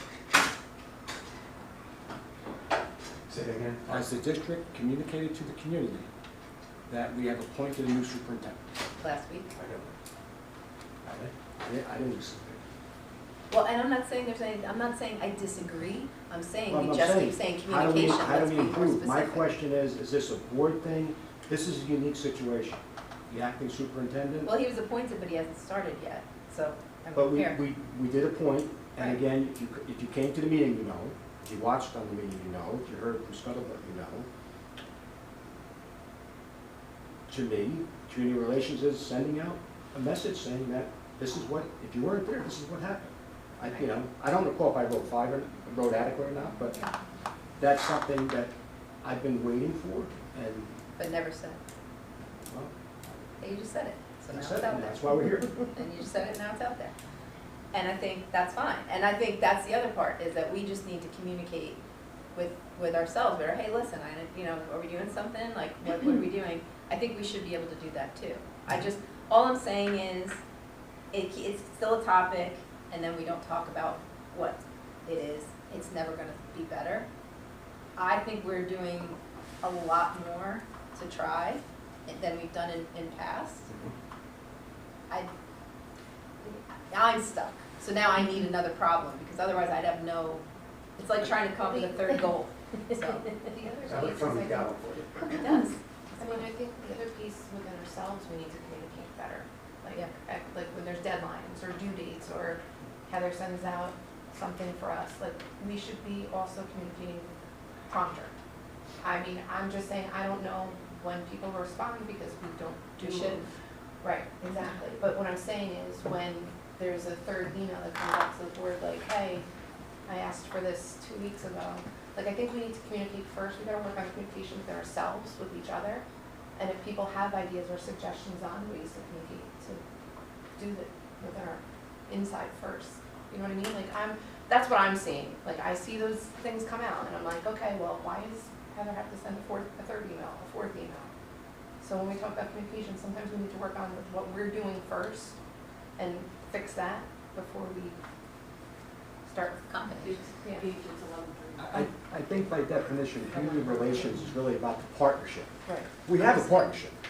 I think a lot of us in rating it as adequate are confusing the public satisfaction with what they hear. You know, we're almost all of us are partners. We might be married, whatever, and everybody's partnership is different, but there's a partnership.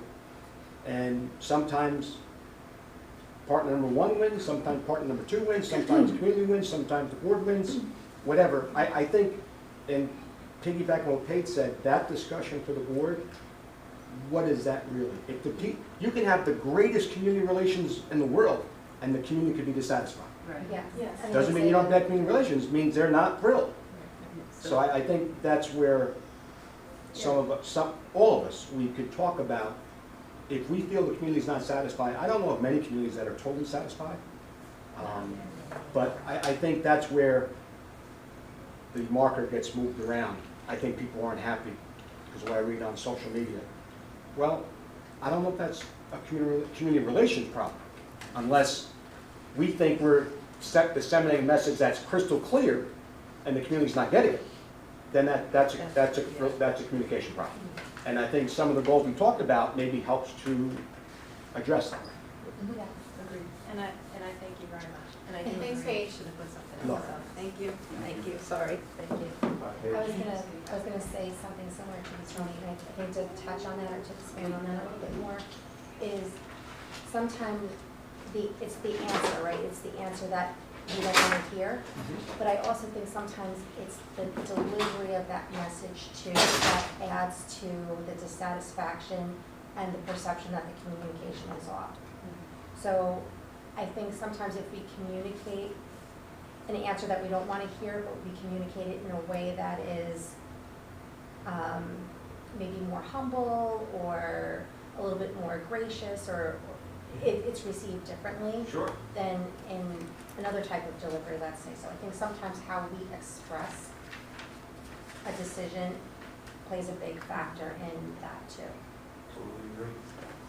I mean, I agree that we need to improve on communication. I do think we communicate more. I mean, post-COVID, we never had meetings. No one watched the meeting, no one came to a meeting. Now and people watch it. People come up to me and say, we watched the meeting. I'm shocked because if you're really invested, why would you watch it?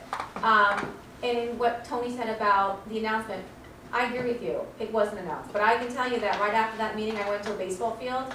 Everyone came up to me and expressed how they felt about it. So people know it's out there, and even the small chatter on social media that usually is negative, there is some positive too, but there is ways to improve it. I think the timing was bad, not to make excuses. I think, we can do better, but we can always do better. And that's something we can work on, for sure. This is a little bit of a weird situation because of the structure you're working with right now. So I can kind of see why it may not have been ideally executed. Yes. Okay. Next two sections. We asked two questions. First, revolving around the three major challenges the district would be facing. And as you know, this is often a place where we get our cues for district goals. And these kind of fell into some buckets again. So there's a bunch on facilities, a bunch on finance, some stuff around bringing on a new superintendent, morale, and academic performance. So I'll let you go through those comments.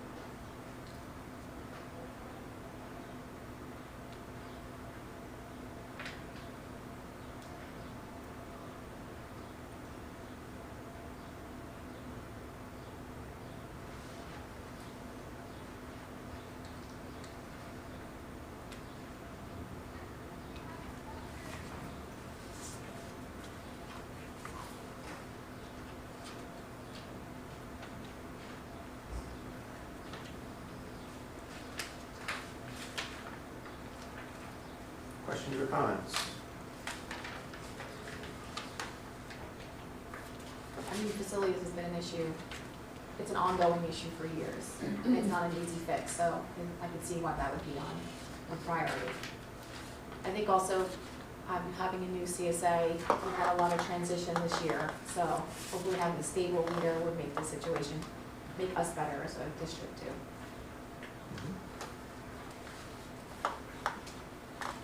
Okay, moving on to the second question. This is a piece about board governance, where you might want additional areas of focus or training.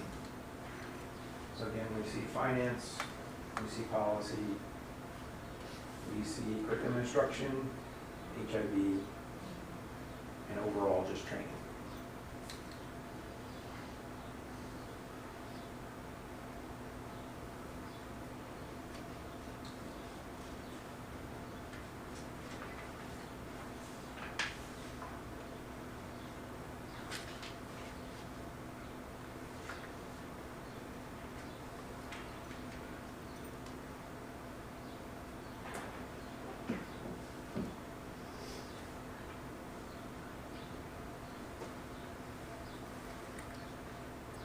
Questions or comments? Okay. And then the charts real quick. Chart 1 compares the value on the first page against the overall board score on each individual page. What we're looking for there is significant gaps, and the ones we see really sort of most prominent are the piece on planning and to a degree the piece on student achievement. Chart 2. So we compare the board score as a whole to the individual scores. And we don't see a lot of significant gaps there. And you could make a case for board superintendent and board and community.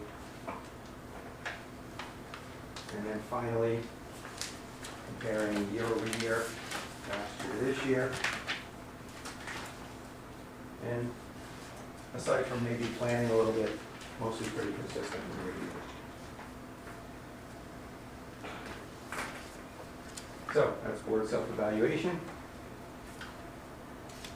One of those things you do need to do every year to stay in certification status, so glad you did it. Last piece is going to be ethics. Does everybody want to get a drink or a break, or want to jump right in? Okay. Yeah. All right.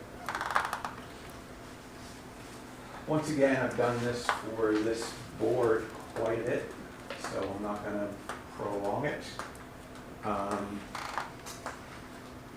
One of the things that I did want to do is touch on some of the newer slides where we talk about information a little bit different than we have in the past. We never really make the distinction between who is accountable under the School Ethics Act and who is not, and what they're accountable for. So in this year, we've decided to just talk about what are the things that apply to all school officials, because that would be not only your board members, but also administrators in the district. So they are responsible to stay compliant vis-a-vis prohibited acts, which is essentially conflicts of interest, and also to file disclosure statements.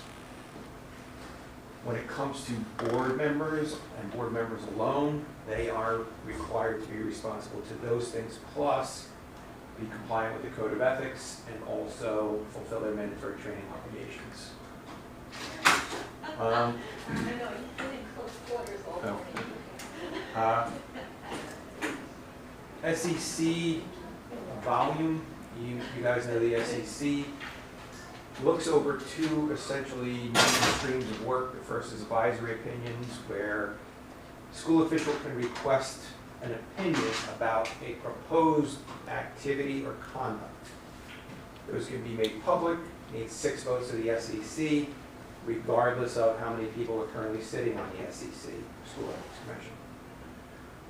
And then there's ethics complaints. Ethics complaints can be filed by anyone, and they allege that there's been some violation of the Ethics Code or Act. The volume that happens on an annual basis, usually 85 ethics complaints are filed in a given year, with 35 advisory opinions requested. the welcome letter? Okay. Big change here, I think we may have talked about this last year as well. Governance 1 has to happen in the first 90 days of service now. You are still required to do Governance 1, 2, and 3 in your first term, or your first 3 years of service, and Governance 4 in the first year of every subsequent term. You can do in-person, live, virtual, or self-paced online. One caution, if you do Governance 1 in live virtual, you must attend all 3 sessions or you will not get credit. Disclosure statements we talked about already. You guys know that as a returning school official, you have an April 30 deadline to get those in. And the SEC has gotten more strict about you adhering to those deadlines. So, penalties, reprimand is the least serious. It is essentially a written rebuke, comes to you from the commissioner, and it kind of ends there. If it's a more serious violation, a censure can be imposed upon you. The censure is a formal letter of disapproval one more time, but it is accompanied by the adoption of a public resolution.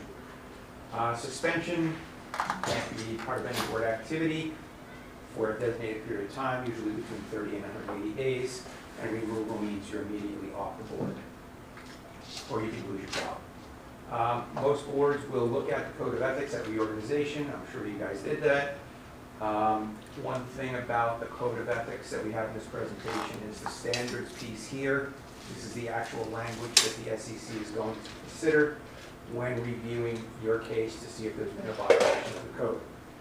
So I'm going to go through the code quickly. All right. This is some of the stuff that we highlighted this year because it is some of the stuff that's most frequently occurring and being issued by the SEC to the public. Looking at these cases, they're all related to a violation of E or E plus something else, taking private action that may compromise the board, right? This citation, C98-21, means this is a commissioner decision, which means that there has been a finding of culpability on a member's part.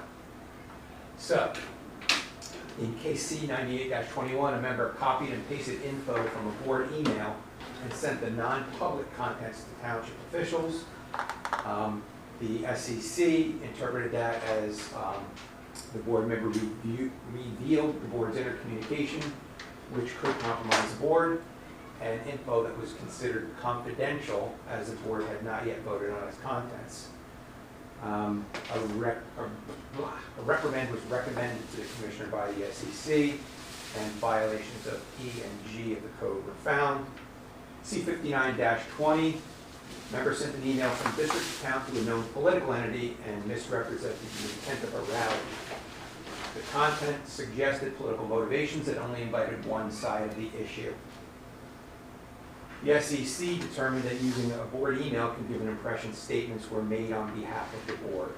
Once again, a reprimand was issued in that case, violation of E and F. C20-20, a board member of their own volition went out to ask vendors and districts for prices to go from MacBooks to Chromebooks. The SEC said that members can express disagreement at a board meeting, but it's inappropriate to conduct a private investigation. And also that they effectuated plans without consulting with those who would be impacted and placed the board at risk. A censure was issued in that case, violations of C and E. C88-21, board email was used to express personal views on mask mandates, and also that email encouraged people to take action against the mask mandate. That letter was sent to the legislature and members of the public.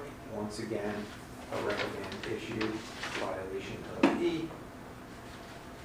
C86-21, at the request of the union president, sent an email to the board and an administrative assistant in the district accusing the superintendent of changing the graduation date due to a personal conflict.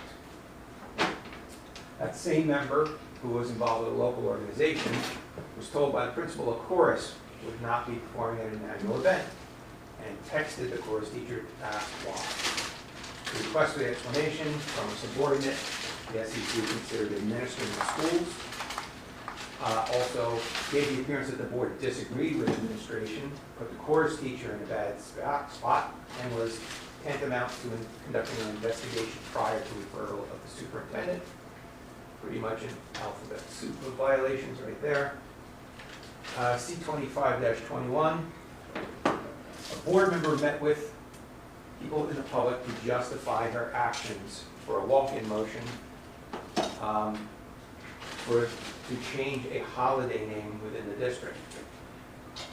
The SEC said that's independent action of meeting outside the context of a board meeting to explain a position was inappropriate in that it was up to the board as a whole to publicly discuss the rationale for that decision, and it also undermined the administration. Reprimand issued in that case, CO4-20. The day after the board president lost election, this board president directed the board council to conduct research on another board member who campaigned against him. In this case, once again, took private action and used a position to secure privilege for himself. So did the board council do that? Did they follow what the president asked them to do? Yes. Interesting. I believe they are still fighting this. The guy who actually was the board counsel there was actually at our law forum last month. And there's more to this from his perspective than what we see reflected here. But this is a final commissioner decision at this point. Okay, prohibited acts, otherwise known as conflicts of interest. You guys know if there's some kind of involvement with you as a board member in some aspect of the district, whether it be personnel or some kind of financial involvement or a effort to gain some kind of advantage due to your standing as a board member, you can have no discussion or no vote on matters that may come before the board that intersect with those circumstances. This is another thing that we've gotten new this year because there's been some confusion about what a recusal means versus what an abstention means. An abstention basically just means that you don't have a clear decision when it comes time to vote. A recusal means that you shouldn't have taken part in any discussion of that because there is a conflict in place, and using recusal over abstention acknowledges that that conflict took place, or is in place, I should say. Relationship definitions, we've gone over this before. In January of last year, these were formally adopted by the State Board of Ed before they had been in existence in the accountability regulations, but not necessarily in code. Okay. Because there are so many different permutations of what familiar relationships may constitute a conflict, the SEC in this opinion right here spelled every one of them out. So this is just a partial list of what those are. There's a nice PDF you can go download if you want to read the whole thing. Okay. Board members typically are aware that the board cannot hire a relative of a board member or a relative of the chief school administrator. However, a board member can be elected into a district where a relative already works. Same thing with the superintendent. Superintendent can be hired into a district where a relative already works. If that happens, there are considerations relative to how they execute their responsibilities. So looking at the top one, a new superintendent who came into the district could not exercise direct or indirect authority over their relative. Someone else would have to do that. If it's a board member who is elected into a district where they have a relative working, can't take part in any employment matters concerning the superintendent or any supervisor in the chain of command between the relative and the superintendent. And that applies to every single aspect of that relationship, including the search, negotiations, approval of contract, etc. of the superintendent.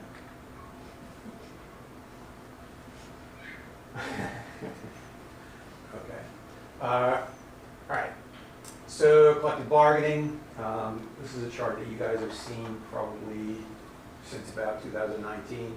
Basically, it's a relaxed set of restrictions from when the original accountability regulations came into place. This is the most glaring piece here, is that formerly union involvement of any type would have prohibited a board member from engaging in any aspect of negotiations. Now it's a little bit more relaxed in terms of it's restricted to statewide public teachers unions as opposed to any union, which is what it was originally like. And now if there's no dependency from a financial perspective with a child, even if they're in a union, they could, absent another conflict, both negotiate and vote on a contract.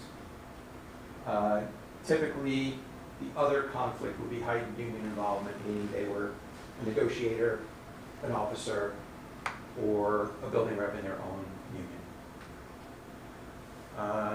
Yeah, so that's what that is. Okay, advisory opinions are cases related to prohibited acts. So the A, you can see there's an advisory opinion. The C, commissioner decision. A 10-23, the question was, board member's child works in the district's aftercare. Supervisor is a teacher who reports to the principal. Is there a conflict? The advice there was to recuse from any and all matters related to the superintendent, supervisor, and chain of command union. So you saw that. A02-23, spouse is a councilman in the borough. Can this board member vote on the SRO officer being appointed in the district?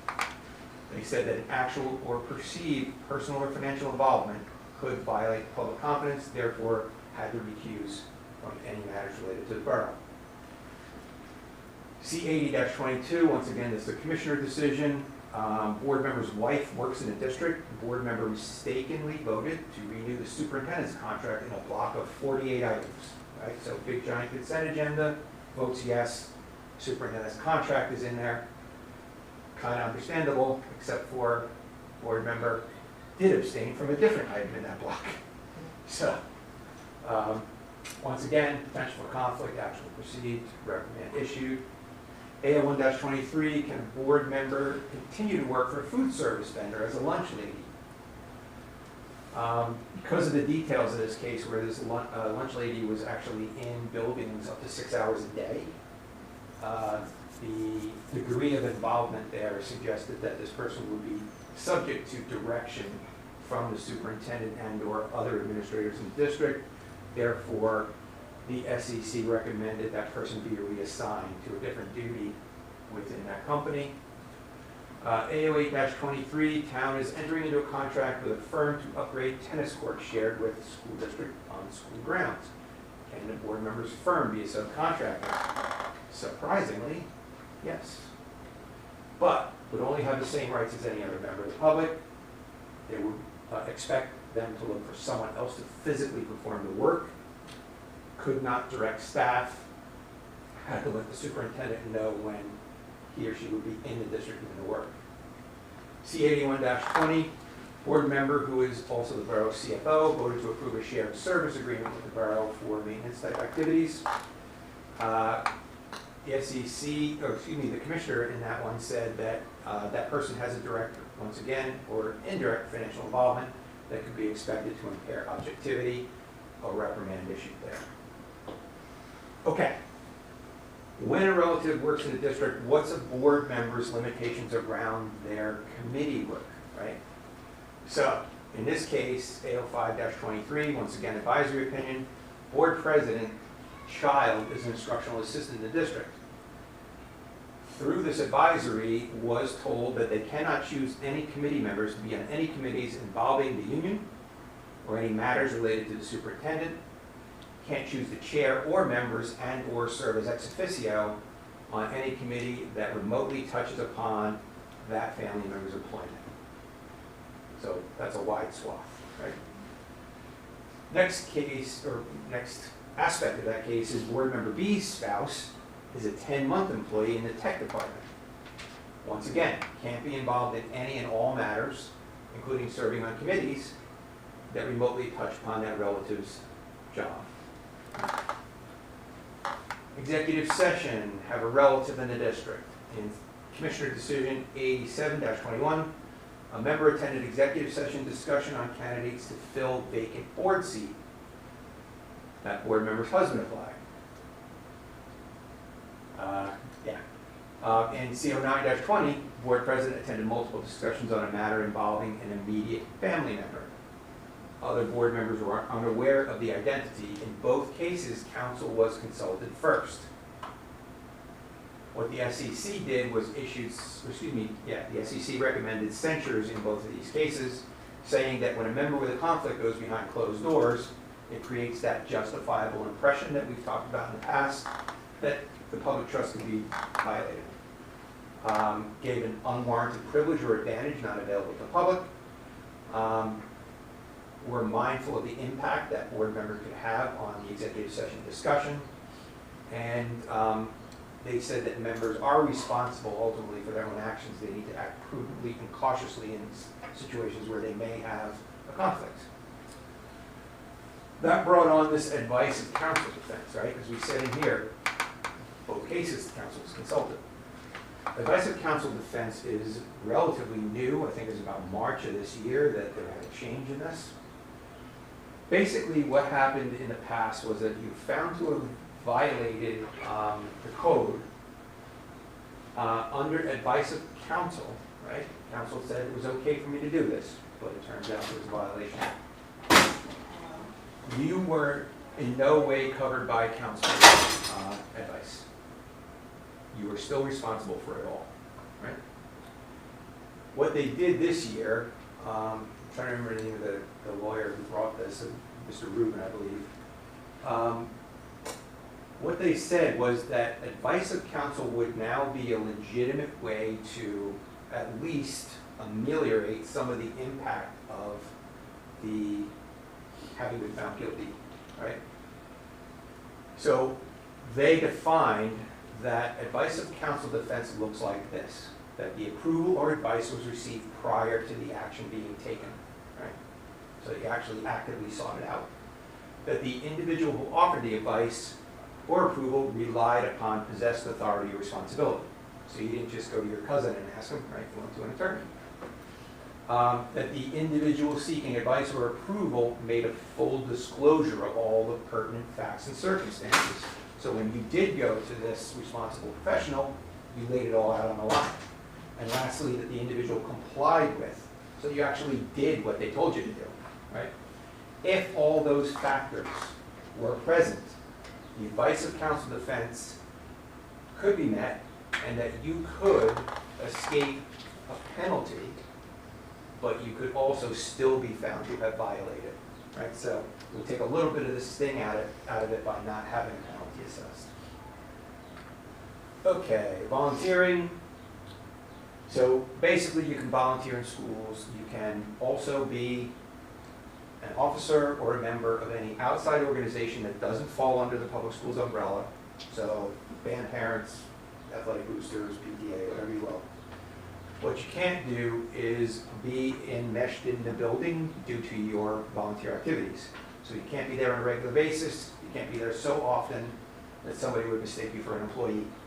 You also cannot have any authority over students or staff, nor any handling of district funds, nor can you be subject to supervision by staff. Okay? If you go into schools to do volunteer work, as a board member, let the superintendent know you're going in, go do that work specifically, and then leave. Right? Not a chance to check up on things while you're walking around the buildings. Okay. Here's a question about voting, right? In advisory opinion 12-22, it was asked if a board member will violate the School Ethics Act if they vote affirmatively to refuse to implement the student learning standards around comprehensive health and PE. The SEC said that if it was shown that you acted contrary to the laws, rules, and regulations, that's exact wording from the first tenet of the code, you could be found in violation of the code.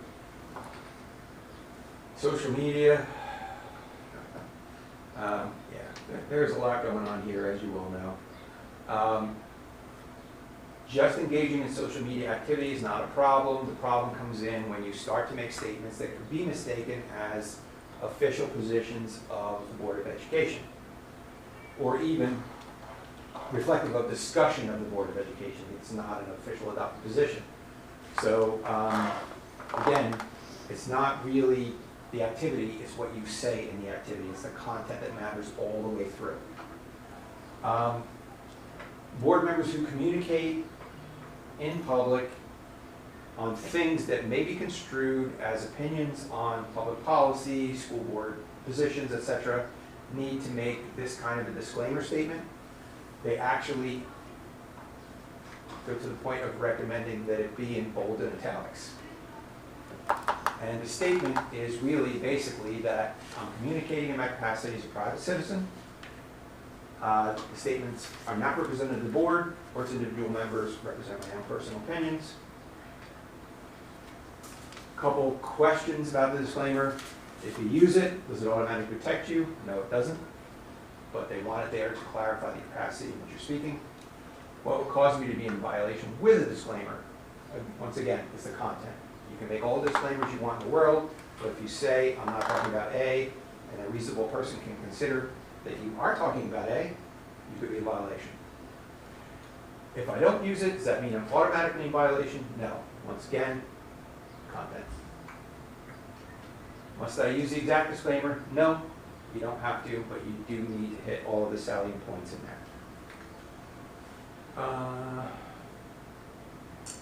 So, this is a pretty easy question, I thought, but it was asked. A board member asked if, as a private citizen, it would violate the act if they answered operational questions about the district on a Facebook page. Well, could a private citizen answer operational questions to start with? No, right? And are you supposed to be answering operational questions as a board member? No. So, what they did say in the SEC response, though, was that you don't abdicate your rights to freedom of speech, but you do have certain responsibilities based on your standing as a state official to communicate responsibly, right? Okay. Couple other commissioner decisions or advisories. One of the things they said in A36-14, so this is an old one, or excuse me, Commissioner Decision 106-22, is if you have a campaign page when you're running for the board, you need to abandon that campaign page when you become a seated board member, right? Because it becomes less clear from what position you're speaking if you continue to communicate as if you're a candidate. They also said A36-14, and once again, this one goes back to 10 years. Any social media account that inherently indicates your position as a board member could not be used. Okay. Like or share a post from a personal account.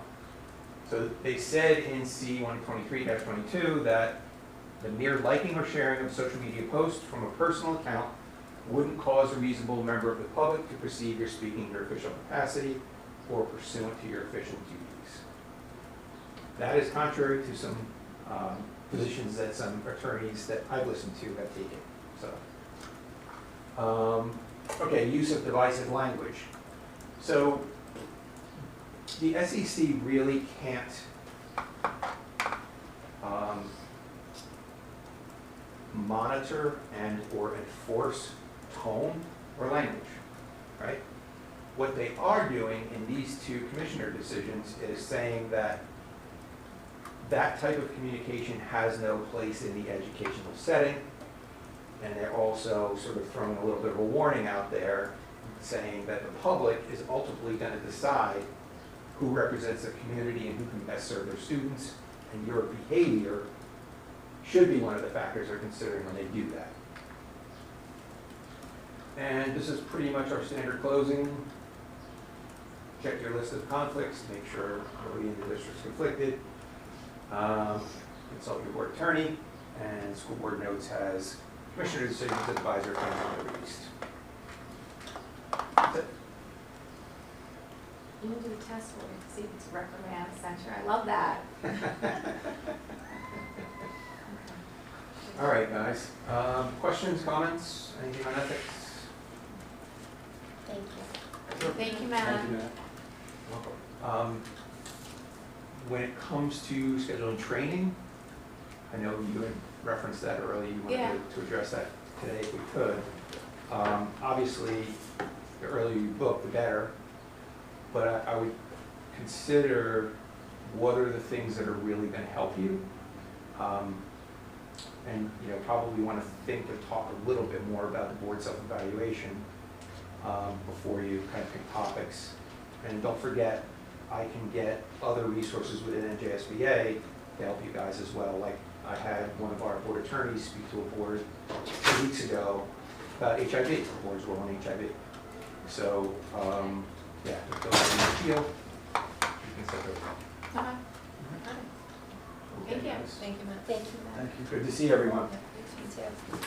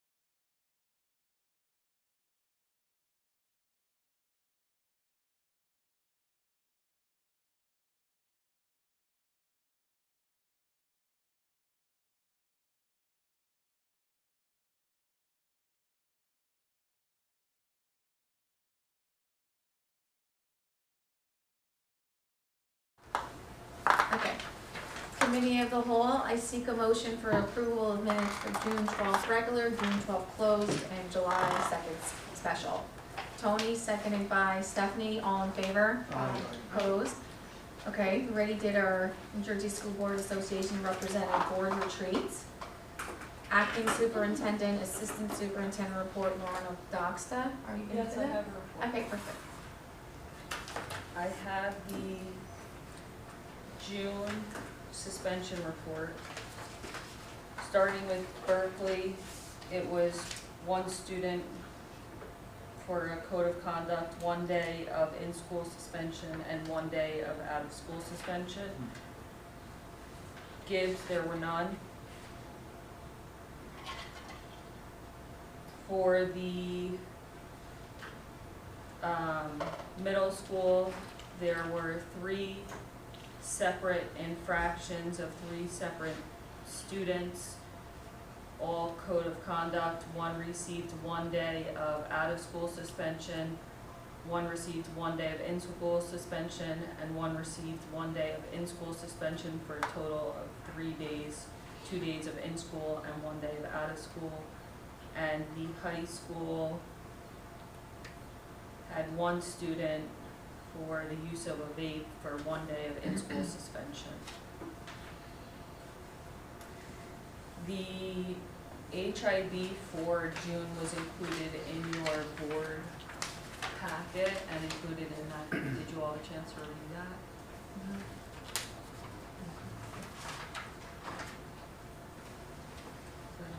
You gonna go for that? Can we go through that? We can.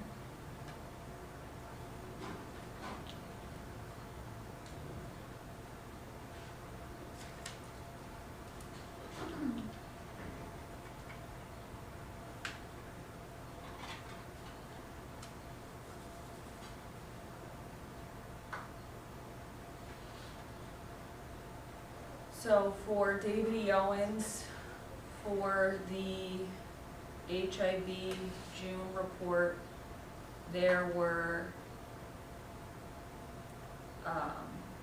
3 cases that were forwarded for full investigation.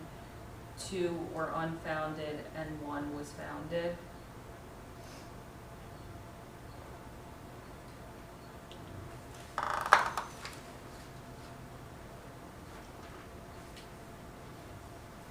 And those were all the HIVs for the month of June. Okay. That concludes that report. Okay, business administrator report, Stephanie Sharp. I have that as well. So for F 2425.20, which is the approval of a change order for the high school roof, I just want to give you some context on what that was because that's $116,000 and some change. So the original roofing system consisted of internal gutters and pits, which were not noticeable when the architects were putting this project together, and so they were covered up, so the existing concrete decking was exposed, and so we had issues. It's the internal roof by the courtyard. So we need to add about 4 inches along the perimeter so that it can be drained properly. The projected budget cost on the overall project of the high school roof was just above $3.2 million. The contract that was awarded was $2.8 million. So right now we're working with like a net of $333,000. We're still under budget. We also had a built-in allowance for the project of $75,000. So this change order is $116,000, which is why it needs to be board approved. We also had an additional allowance for plywood. The majority of the plywood has already been, that work has already been completed for the most part. There's obviously substantially more work that needs to be done, but right now the general contractor has stated that they don't believe that they're gonna use the additional, so there will be a credit coming back for that. So right now, we're at, just about $50,000 with this change order over the 75,000 projected, but we could get more money back. The Gibbs roof is actually 95% complete. We're looking to add 2 gutters that were damaged to the project and potentially some chimney repointing and work, because that project had been significantly under budget. Moving to food services, we're currently working on the cafeteria menus. We always try to enhance the student experience in the cafeteria. This year we had significant improvements at the high school and adding different equipment that they can utilize. We also went digital this year with the pre-order. We'll continue to do that at the elementary schools. It's the reminder to complete the free and reduced lunch applications that applies to the families. We also placed an order. I know the board was aware that we took out all of the tables at both elementary schools, and so we recently placed an order, and all cafeteria tables at both Gibbs and Berkeley will be in place for the beginning of school in September. I'm currently working, and hopefully we'll have the fall school year transportation routes done and optimize our transportation for both in-district and out-of-district students for all New Milford students. Last year we had 2 routes that went out of district. We'll have at least 2 again for this year, so that we're not spending so much money on outside contractors. This summer we're doing two out of the 3 projects that were approved through the ROD grants. The third one is the mechanical equipment for the high school auditorium, which currently has a 36-week lead time. So that's likely to go out for a bid for September and October award. And we're looking to have all the ductwork and everything that's inside the high school building completed during the summer of '25. But it's pretty likely that the equipment won't be delivered until late August, early September of '25. So we will have students back, but the work that would need to be done after the unit arrives would be all outside of the building, so it wouldn't have an impact to the high school. But we're trying to work with the engineers to tighten that timeline to see if we can get the equipment, and if we have a bid and award in September, we can likely push it to the end of August. And then, still sticking with the facilities, our internal work, I think I mentioned to you guys a lengthy list of stuff that was going to be done over the summer. The Berkeley bathroom is currently being worked on, and that's underway. They did start that work. It's for a new K1 IBC classroom at Berkeley. We did run into a bit of a snag at the room that we thought we were going to be able to convert at Gibbs, and so depending on, we had to get quotes because it's going to be an asbestos abatement. So we had someone out yesterday. We're waiting for the quotes to see if that classroom will still remain at Gibbs. We may have to shift and put that classroom at Berkeley for September. And that concludes my report. Do you have any questions? Thank you. Can you just explain the benefits to the new tables over the old ones at the Gibbs? If you can. Sure. So those tables had multiple locking mechanisms, and they went into the wall. We had an incident where, whether it was user error or what happened, that one of the tables came down, and so when that happened, fortunately no one was hurt and there were no injuries. We decided that we were going to remove all tables at both buildings. It was the Friday before Memorial Day weekend, and so we had them all removed, and the problem is storage of where we're going to put these tables. And so we have to convert some space to be able to store different cafeteria tables, but both Gibbs and Berkeley will have the same capacity and seating at both. So the new tables are like the freestanding ones? Correct. Thank you. And because the gym/cafeteria doesn't have storage, it's never been done, But we opted to go that route for safety. And that's being funded through the excess surplus that we have in the cafeteria account, so it doesn't impact our operating budget. So regarding the asbestos abatement for that one room, will that affect other areas of the building? No, so I was told it was a converted space, that it used to be a full-size classroom, but there's 3 different ceiling heights and there's carpet over 9 by 9. So, if it was, this wall was put up a really long time ago. But it will not affect, it will just be that one Okay. space that will abate. Eventually we'll abate it all, but it won't affect anything.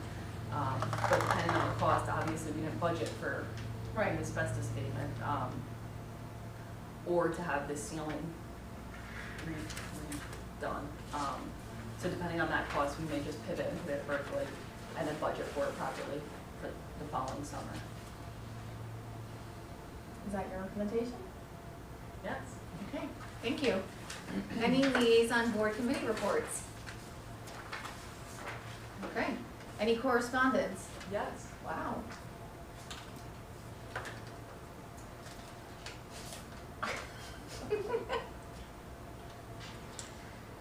So on behalf of the board, we would like to accept the correspondence from Diane Portante, and she just wanted to thank the board so much for the kind words at the board meeting, and wanted to express how it's been such a pleasure working in the district for all the years she has been here. That's very nice. I have another. Wow.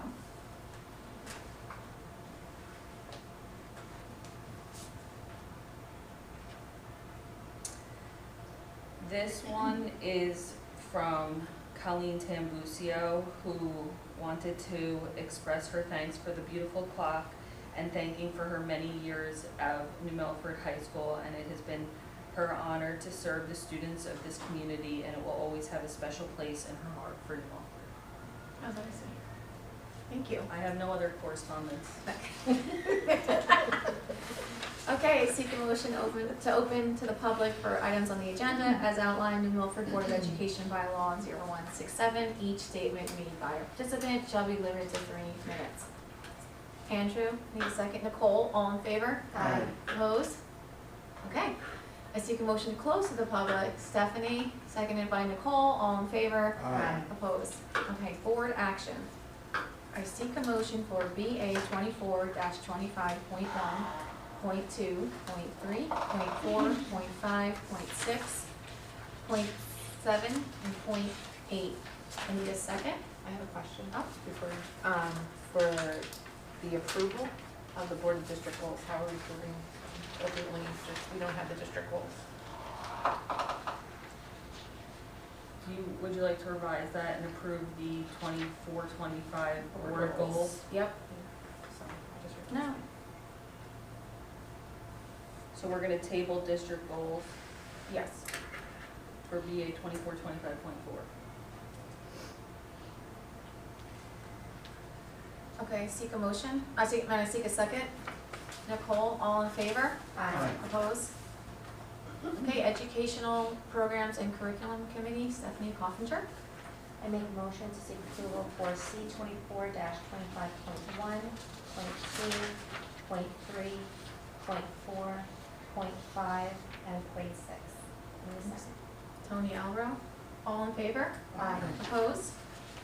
Okay, personnel recommendations. Having the recommendation of the superintendent, I seek a motion for P 23-24.96, point 155, point 161, point 162, point 165, point 166, P 24-25.2, point 3, point 4, point 5, point 6, point 7, point 8, point 9, point 10, point 11, point 12, point 13, point 14, point 15, point 16.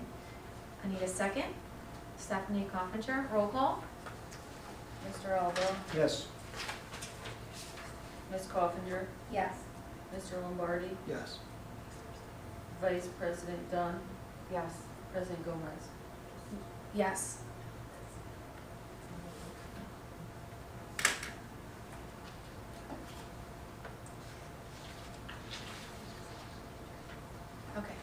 Finance and Facilities Committee, Cheryl Calderon is not here. Who else is on Finance and Facilities? Tony, would you like to? Sure. I'm seeking a motion for the approval of the following resolutions. F 2324.272, .288, .1, .2, .3, .4, .5, .6, .7, .8, .9, thanks Cheryl, .10, .11, .12, .13, .14, .15, .16, .17, .18, .19, and .20. Need a second? Nicole Dunn, all in favor? Aye. Opposed? Okay, Athletics Co-Curricular Committee, Nicole Dunn. I seek a motion for AC 24-25.1. Need a second? Andrew, all in favor? Aye. Opposed? And thank you for volunteering, Cassidy. Okay, any old business? I just want to bring up, and I know we have some committees that haven't met, so I do think we need to either disband them, and also kind of finish some of them. The bylaws need to be completed. Tony, I don't know if you think, or as a board, what we should do about, we never did really a new board member orientation. Do we think we should have a meeting? Do we think it wasn't worth having, and we just not have that committee moving forward? Something we need to decide, because we haven't met as a committee on that one for a while, and I know the bylaws hasn't been. It's almost finished. Isn't that done? I think we had like a few more, not 100%. I think we had a few more to look at. I don't know if it was officially. Okay. I feel like we need a new member. I feel like we need like a mentorship program. And that's like what it a was, person, that was the intent. just like one person just says, I will mentor this new member. I don't think we need to have like a whole committee about it. Okay, well, it's obvious because we haven't met anyway, so. Yeah. So, I think that's a good idea, so I think we can not, moving forward next year, we won't have that committee, but we can have mentors if we have new board members going forward. Okay, and then we'll follow up on the bylaws to see what else you can do to finish that committee. Okay, any new business? Okay. Open to the public, as outlined in Milford Board of Education bylaw 0167, each statement made by a participant shall be limited to 3 minutes. I seek a motion. Nicole, seconded by Tony Albro, all in favor? Aye. Opposed? I seek a motion to close to the public. Nicole, seconded by Andrew Lombardi, all in favor? Aye. Opposed? Okay, I seek a Wait, any can I board say member? one other thing? Yeah. Sorry, I forgot. I just want to tell you, we've had some issues. The high school is currently a construction site, and so we have temporary fencing. And we've had some trespassing issues, and it's really like a safety concern, because there's a really hot kettle on site that they're doing the tarring of the roof with.